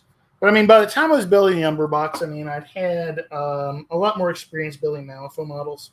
Just kind of knew what I was getting myself into, I suppose.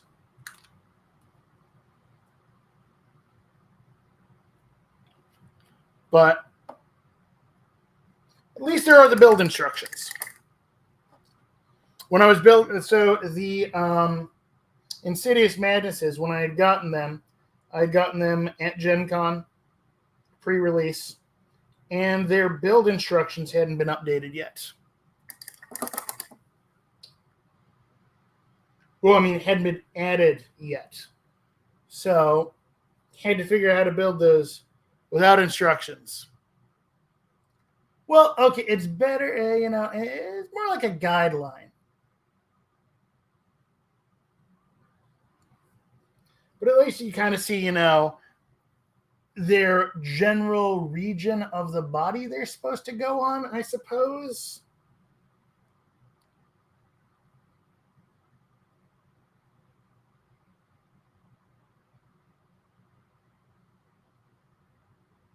See, Insidious Madness are tough to build because they're, creepy tentacle monsters.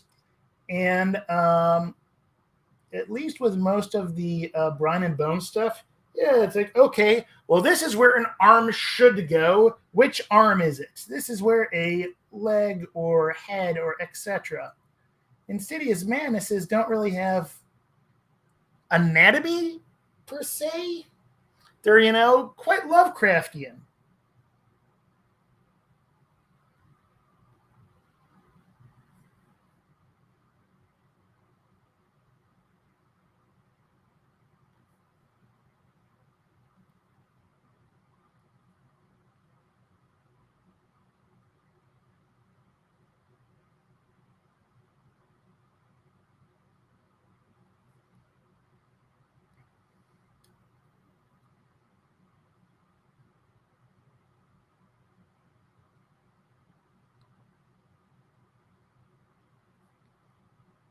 There we go.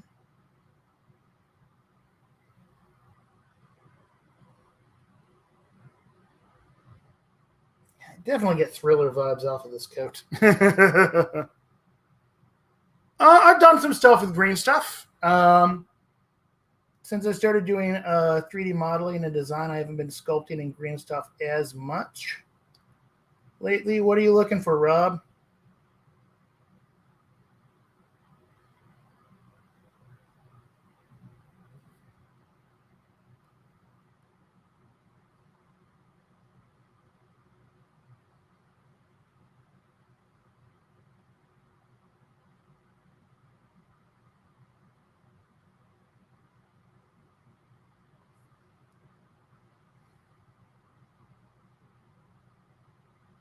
Ah.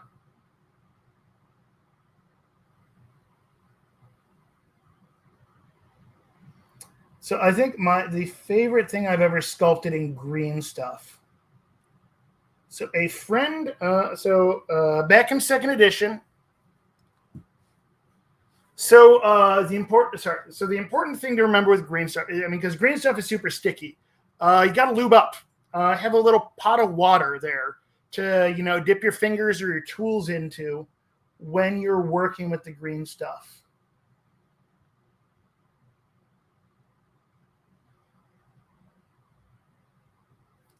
And it's kind of the remembering that you're pushing it around, that unless you actually literally cut it away, the amount of green stuff you have there doesn't change. So you're kind of squishing it around and moving it. And that, you push one spot, what you're pushing has to go somewhere.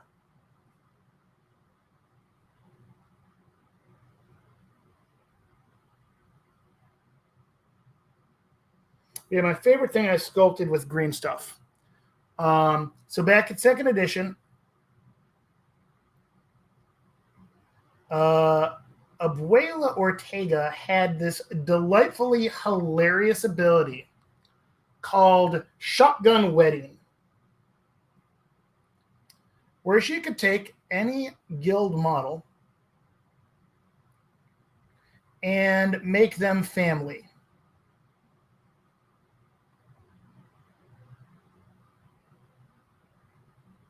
So my buddy who played Perdita really enjoyed bringing a peacekeeper with Perdita. But so to make it, he wanted it to fit the family more. So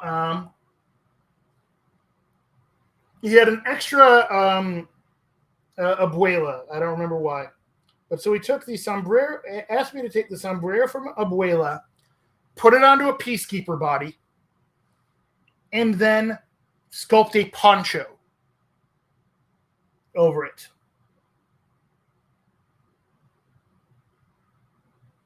So he's got a peacekeeper. Hey, thanks for following, Amber Wren. So he's got a Peacekeeper wearing a sombrero and a Mexican poncho. It is absolutely hilarious. And one of the favorite models I have done a modification on ever. Because you know what? Peacekeeper joining the family is hilarious. Now, obviously, she can't do that anymore. No more shotgun wedding.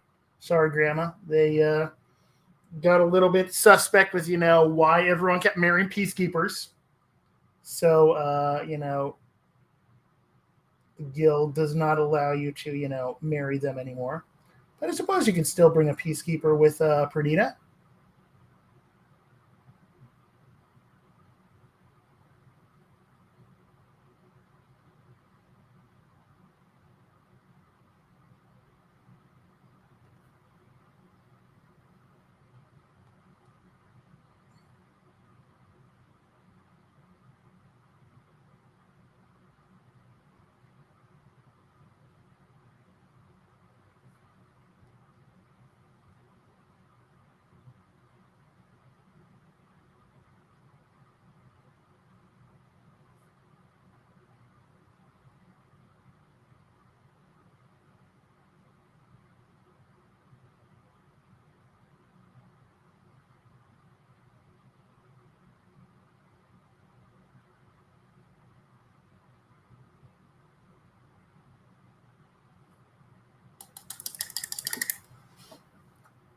All right.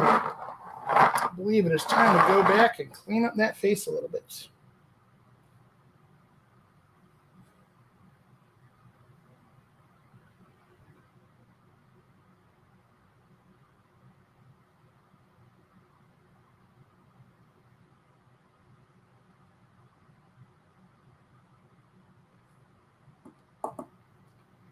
As I go and immediately mess it up. That ink still went.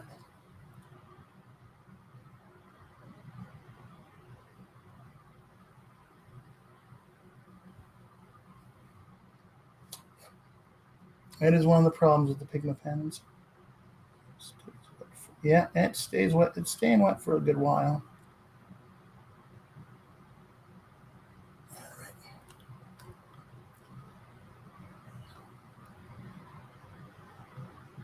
Conveniently, she's supposed to have charcoal around her eyes. So I just got to avoid making a happy accident, right? Hey, thanks for following, Eladaria.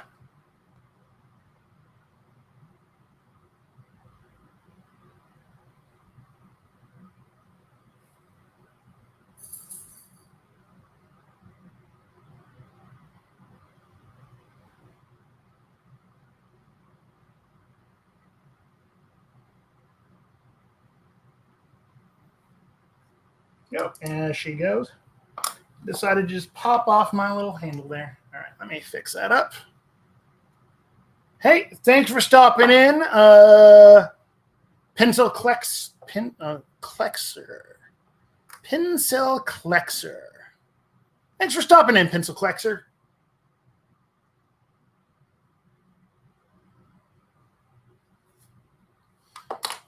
Also,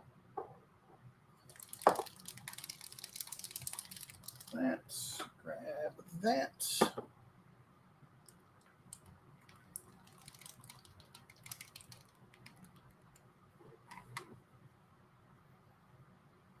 Okay.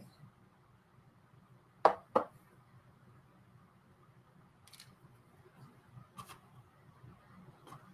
was going to do a little bit of rosy shadow.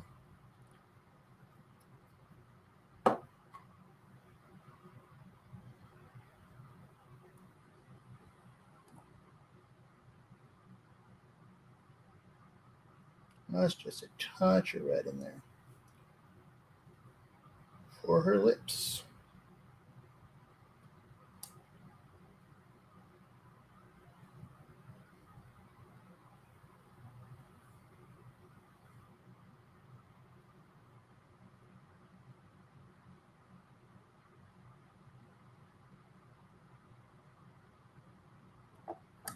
we go.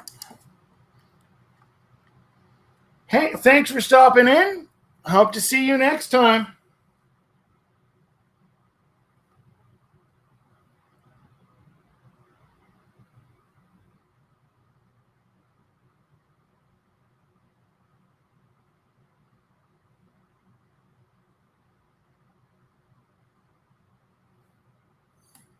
All right. That's a little bit more in there.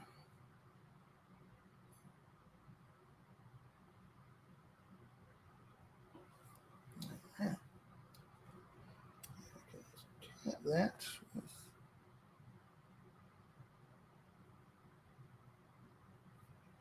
All right. Let's get some fair skin going here. A little bit more skin tones. There we go.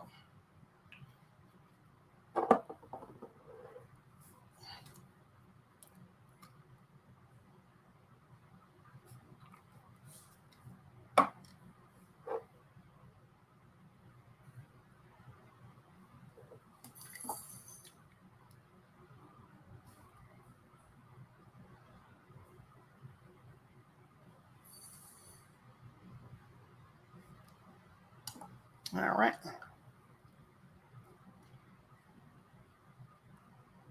Here we go.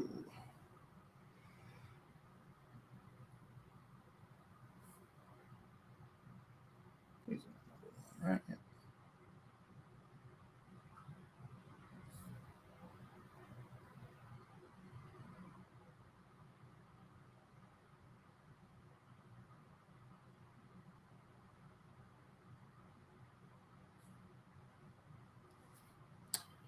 Yeah, you know, I am liking how she's coming along.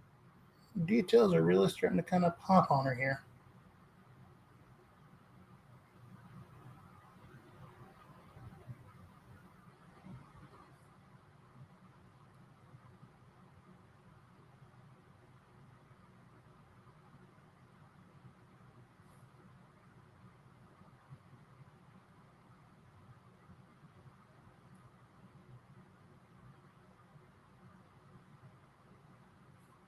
I think she's going to be pretty much done by the time we wrap up stream today.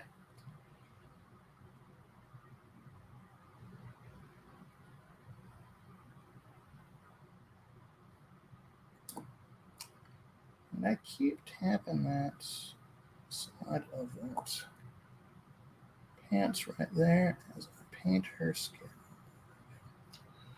Alrighty.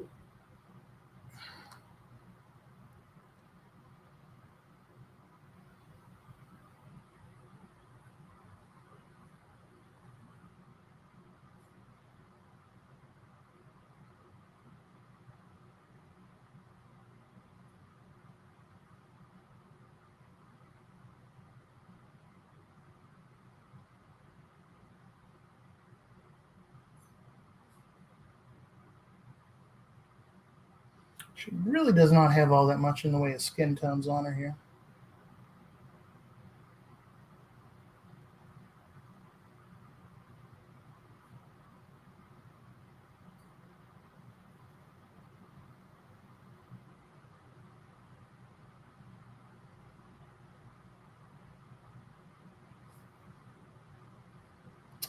Just need to get a good establishment on there before I do her, you know, face painting on her that I'm going to do. Because she gets the skull marks on her.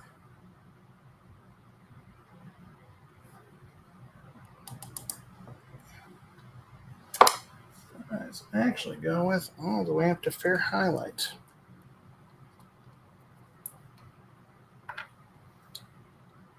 Clean that off. I do not end up going all the way this bright on skin tones most of the time. So this is, you know, craziness for me. Crazy day. You know, it's a killer thriller night.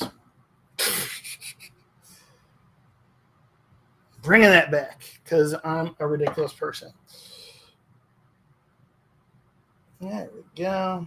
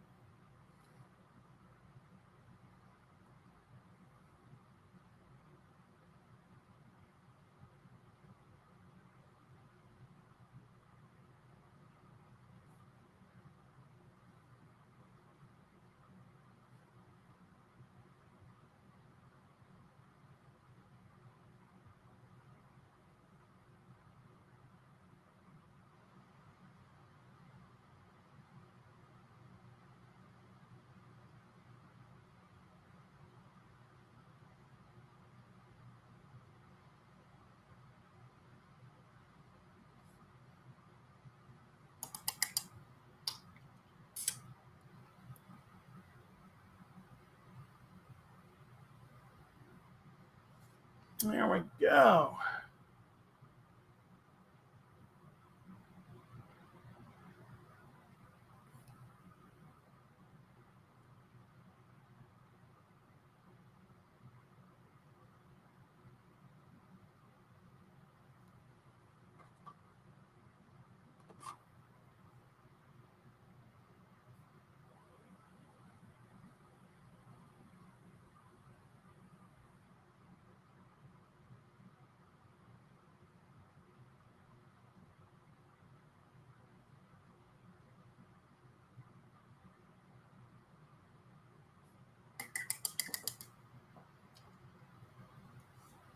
All right, she's looking nice there. So let's get actually a little bit of this. Just got to paint her gun a little bit there.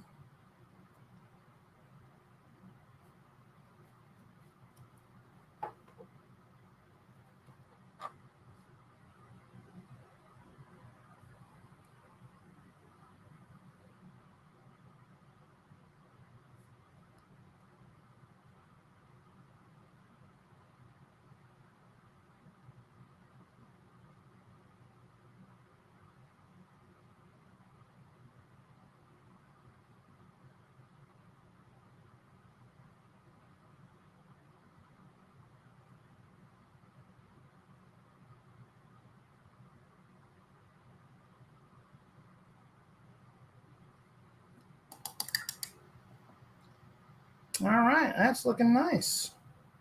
We're really happy with how she's turning out so far. Now, I believe I need to do a little bit of that face paint on her. So this is where I'm going to take this and set that up here just to kind of look at her. So, all right. Well, let's go with Stormy Gray. And this is where we're venturing into a little bit of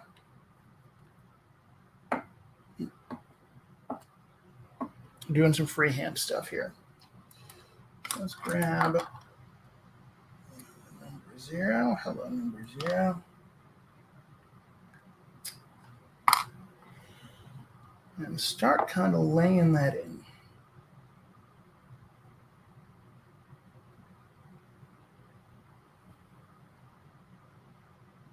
So I can always go darker with it. And I can always, do all the things. So she's got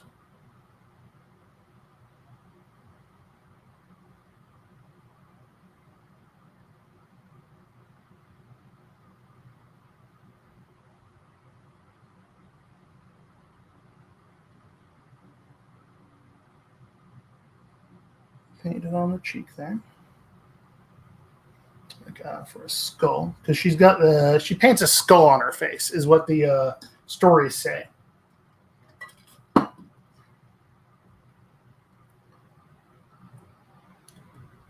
so I'm just going to kind of lay in the mid-tone. I'm probably going to go a little darker and a little bit lighter.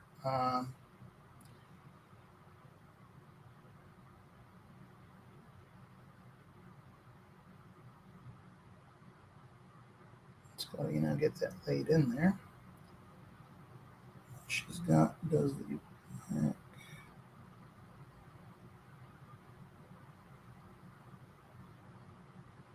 nose. And camera. Let's make sure I'm on camera while I do this.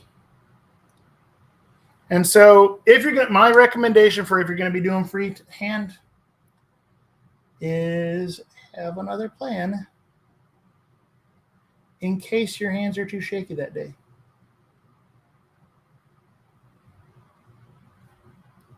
Mine seem to be fine today. So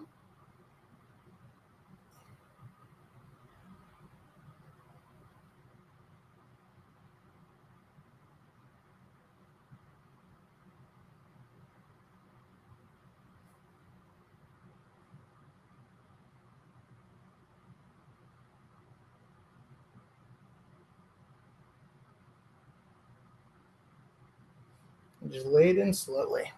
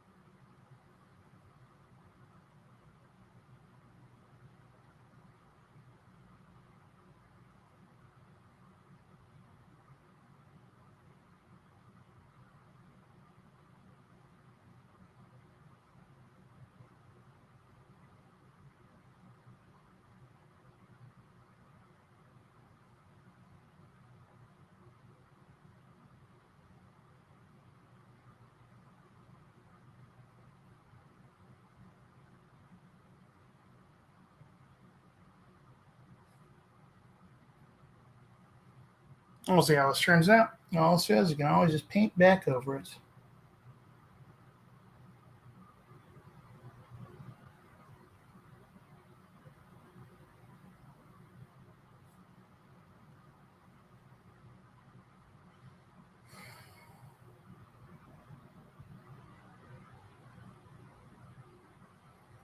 I just put a big old blob right there.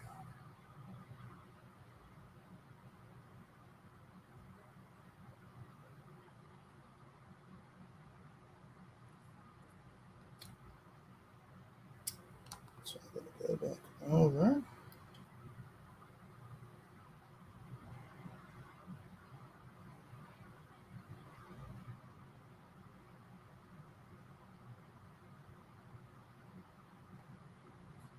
Back in a little bit of that there. Okay. Now I am going to go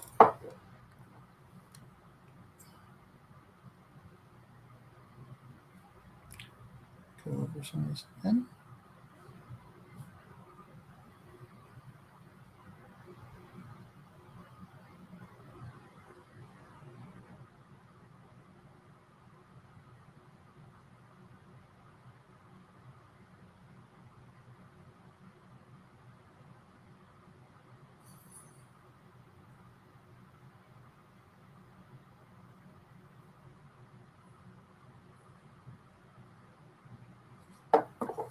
I have a little bit of areas where there's a touch of mix of black in with this.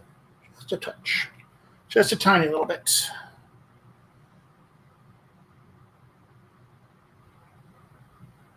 Kind of give it a little bit more depth to the freehand there.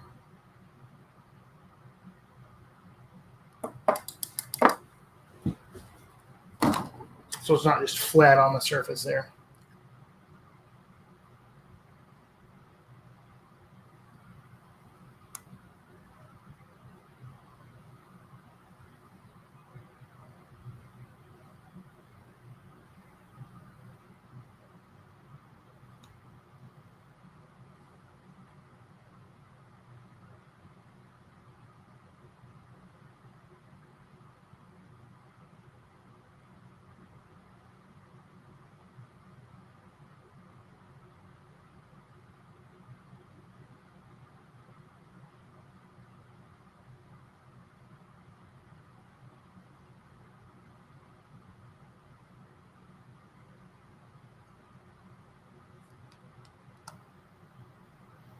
There we go. Starting to get our eyes to pop there.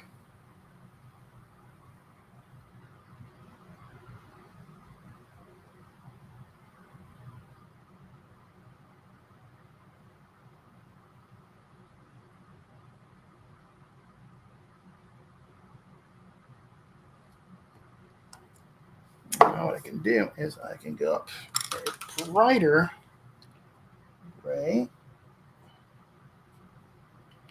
to highlight that a little bit.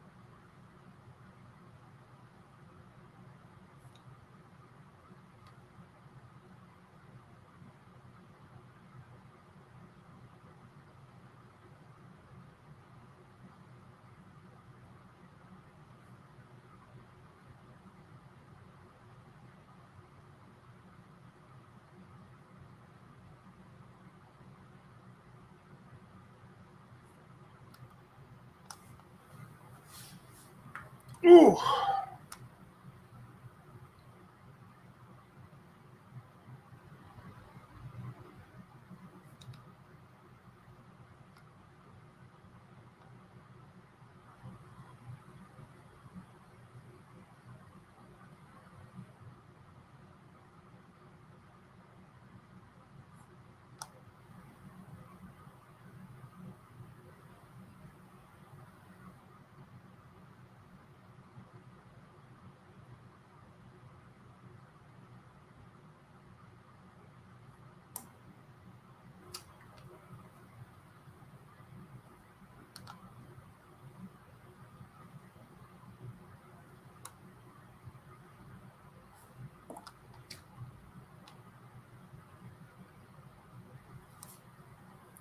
go back and paint in between some of these lines here.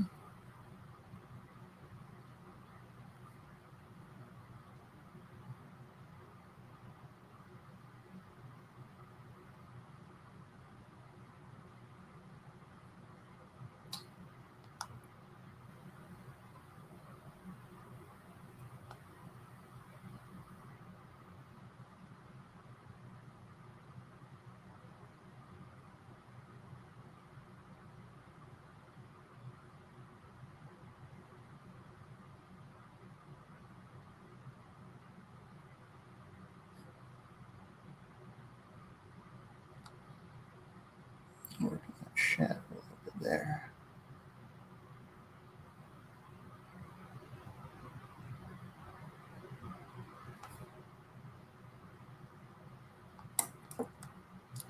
Now I gotta go and just, you can hit your skin, a little bit of the skin highlight again, to really pop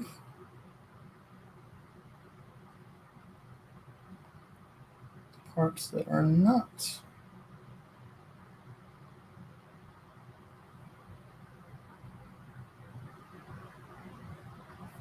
the skull. See, here you go. Shadow. There we go. Fair highlight. Need a little bit of that, but a little bit less thinned. Over thinned it a little bit there. Alrighty.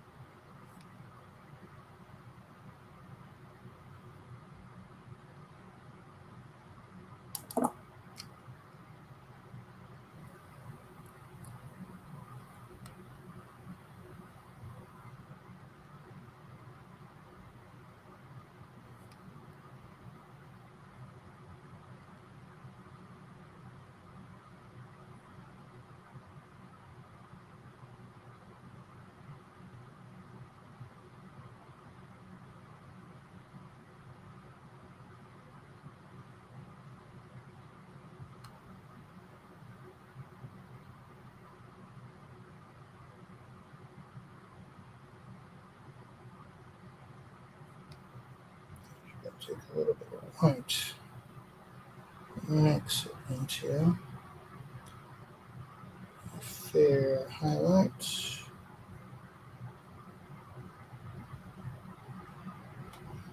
Really push those highlights around it there.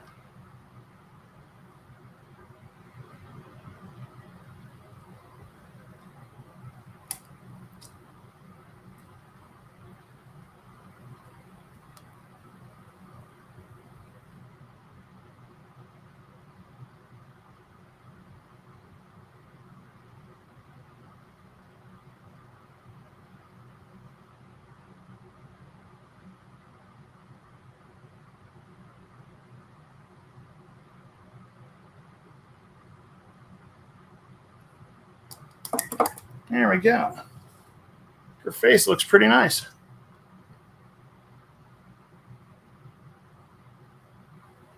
Actually, just a little bit pure white on there.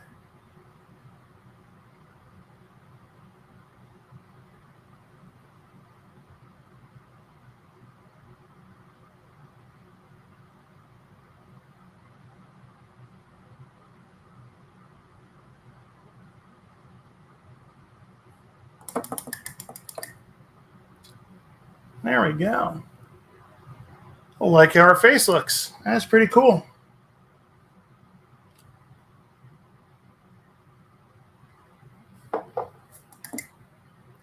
Now I was going to go clean up the highlights on her jacket a little bit.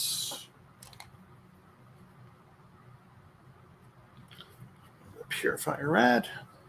A couple spots on her jacket. I need just a little more highlighting.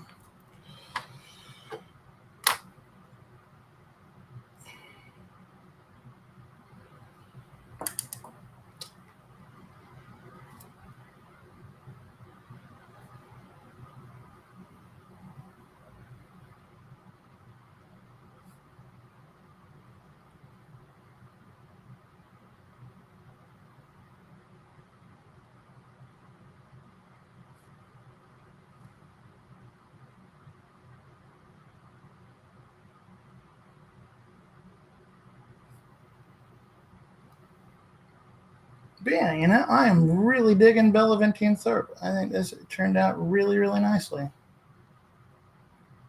It's almost done. We're really getting down to the final, tiny little details here.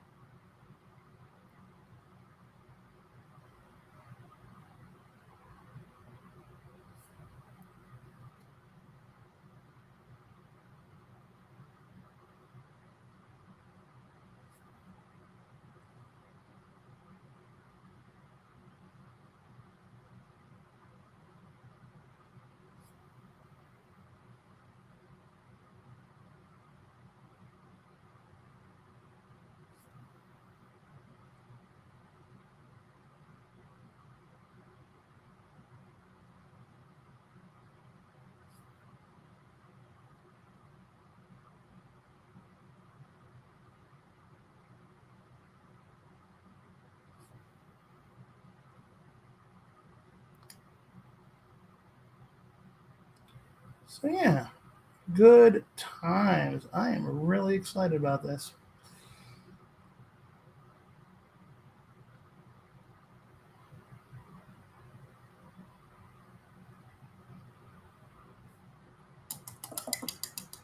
All right, that's looking nice.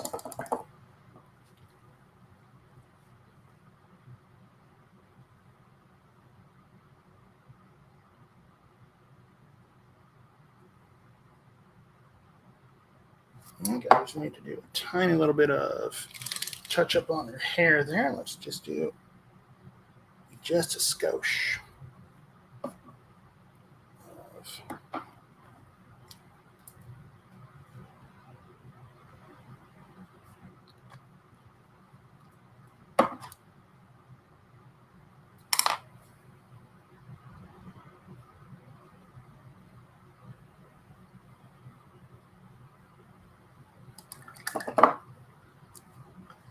Thank you, man. All right, just a little skosh on highlighting up her hair. I'll see you soon, Rob. We're gonna, getting ready for Nova Open. Got to get ready to go rep the Lone Star Conference.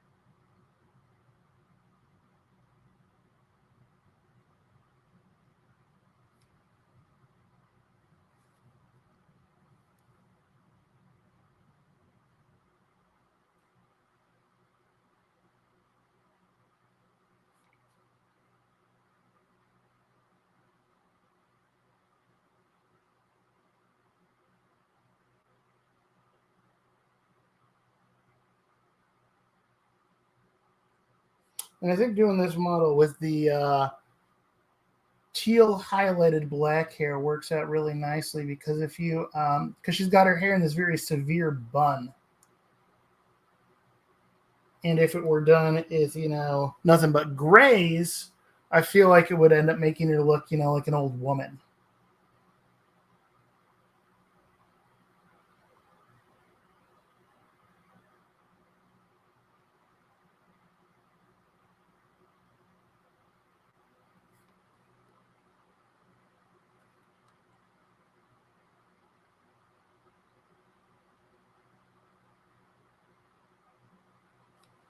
And so highlighting black with teal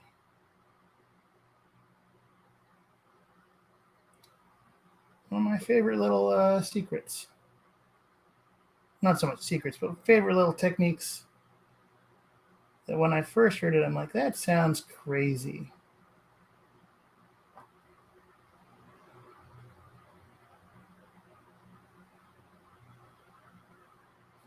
Until I actually tried it out and go, oh my gosh, it works so well.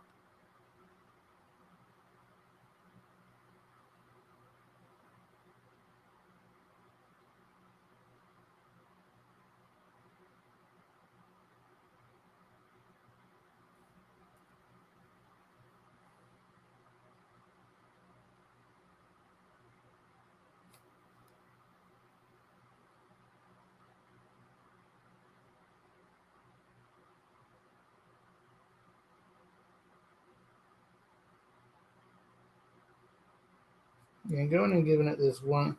It's hard to see on camera.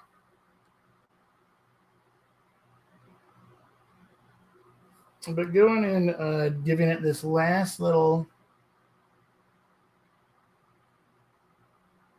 teal highlight is really making that hair pop nicely while still looking black.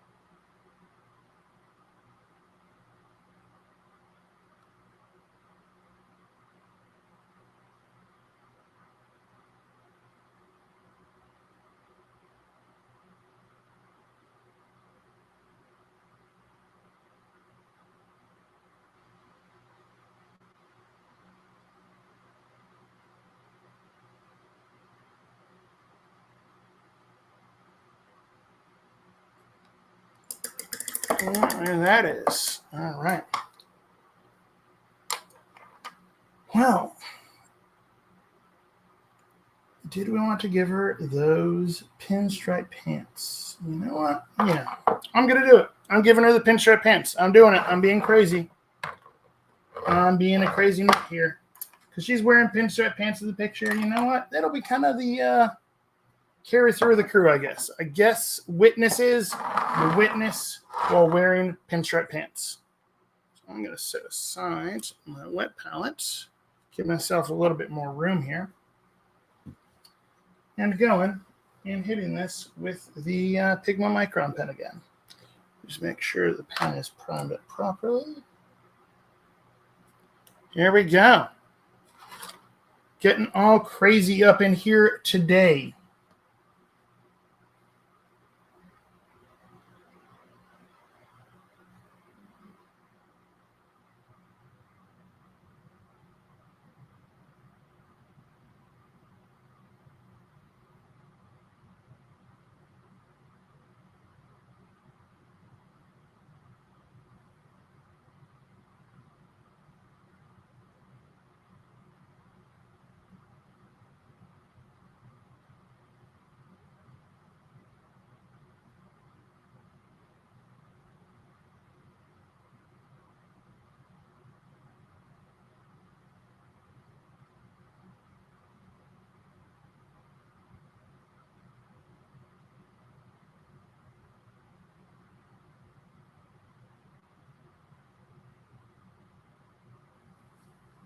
And one of the hard things to do with pinstripes is because it's got to follow the flow of the cloth.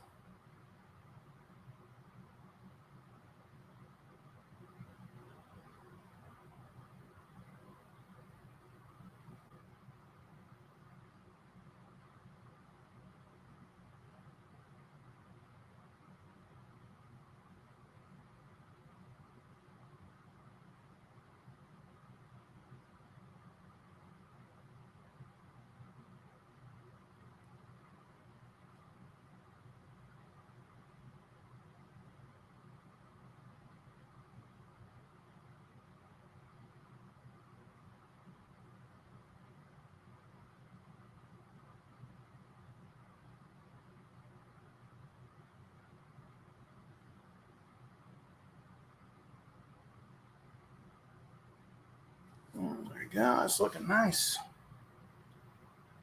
So with a few thin black pinstripes, because that's how her pants look.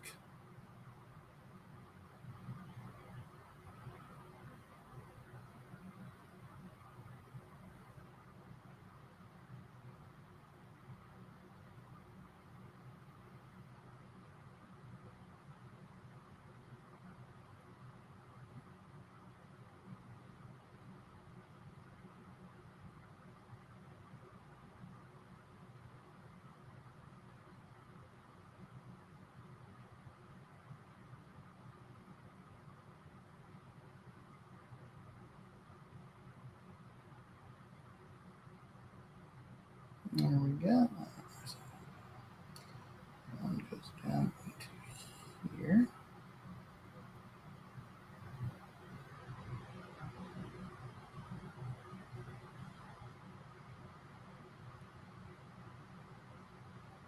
Alrighty.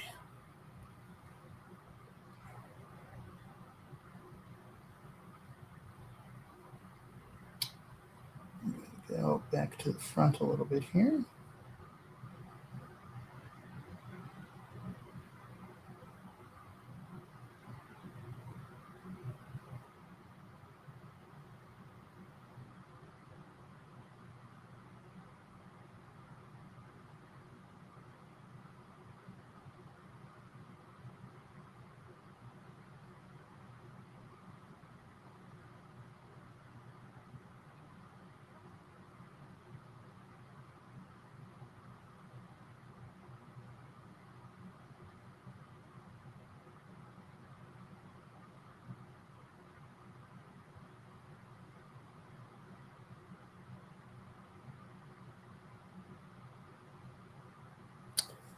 And the joy of having a tiny little space, that sword right there, makes it tough to get that in there.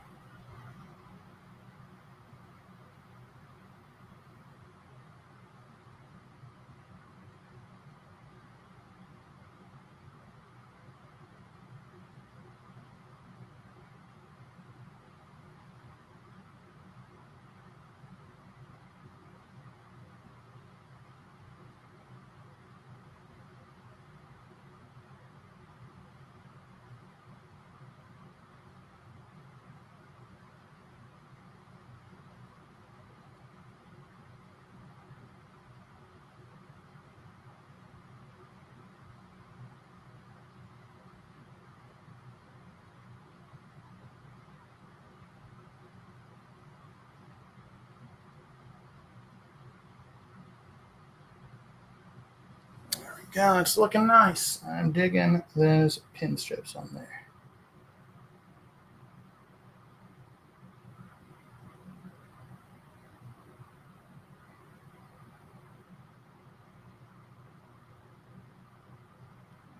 Obviously, I got to go and do metallics, but I just really wasn't feeling those right now.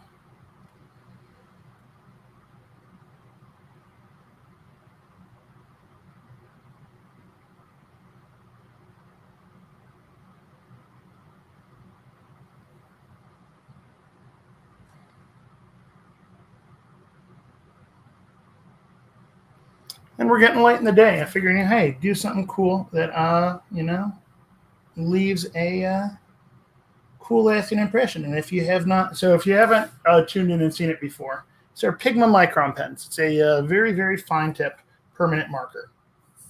A lot of comic artists and stuff use them for inking.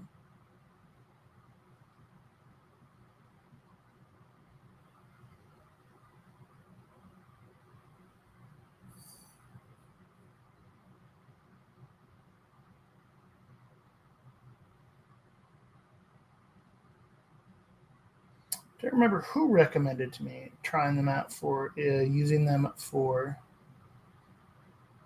freehand items, but I've been using them for a couple years now to do, if I've got to do writing on anything, I tend to do that.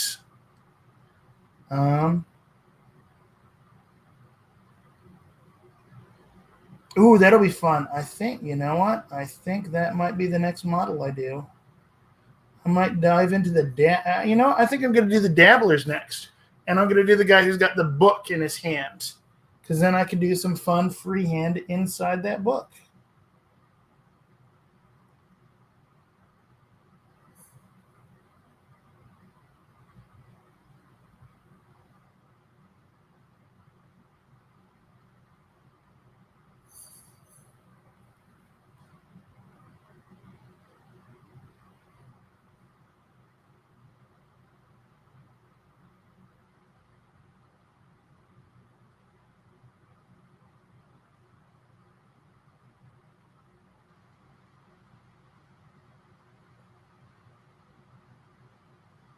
All right, look at that. She's got her face painted up. She's got her fancy pinstripe pants on. Just got to do a little bit of work on the metallics and finish off the basing, but otherwise, she is mostly done. So I am just going to grab my wet palette again and grab nice deep gray and put this onto the base there. Because, yeah, we still got a couple minutes left here. Might as well get the base started. So here we go. Time to do a little bit of work on the base. So we got like 2 minutes left here. I believe the next painter we're going to have will be next Tuesday. Is going to be Vyrook, right, Kimberly?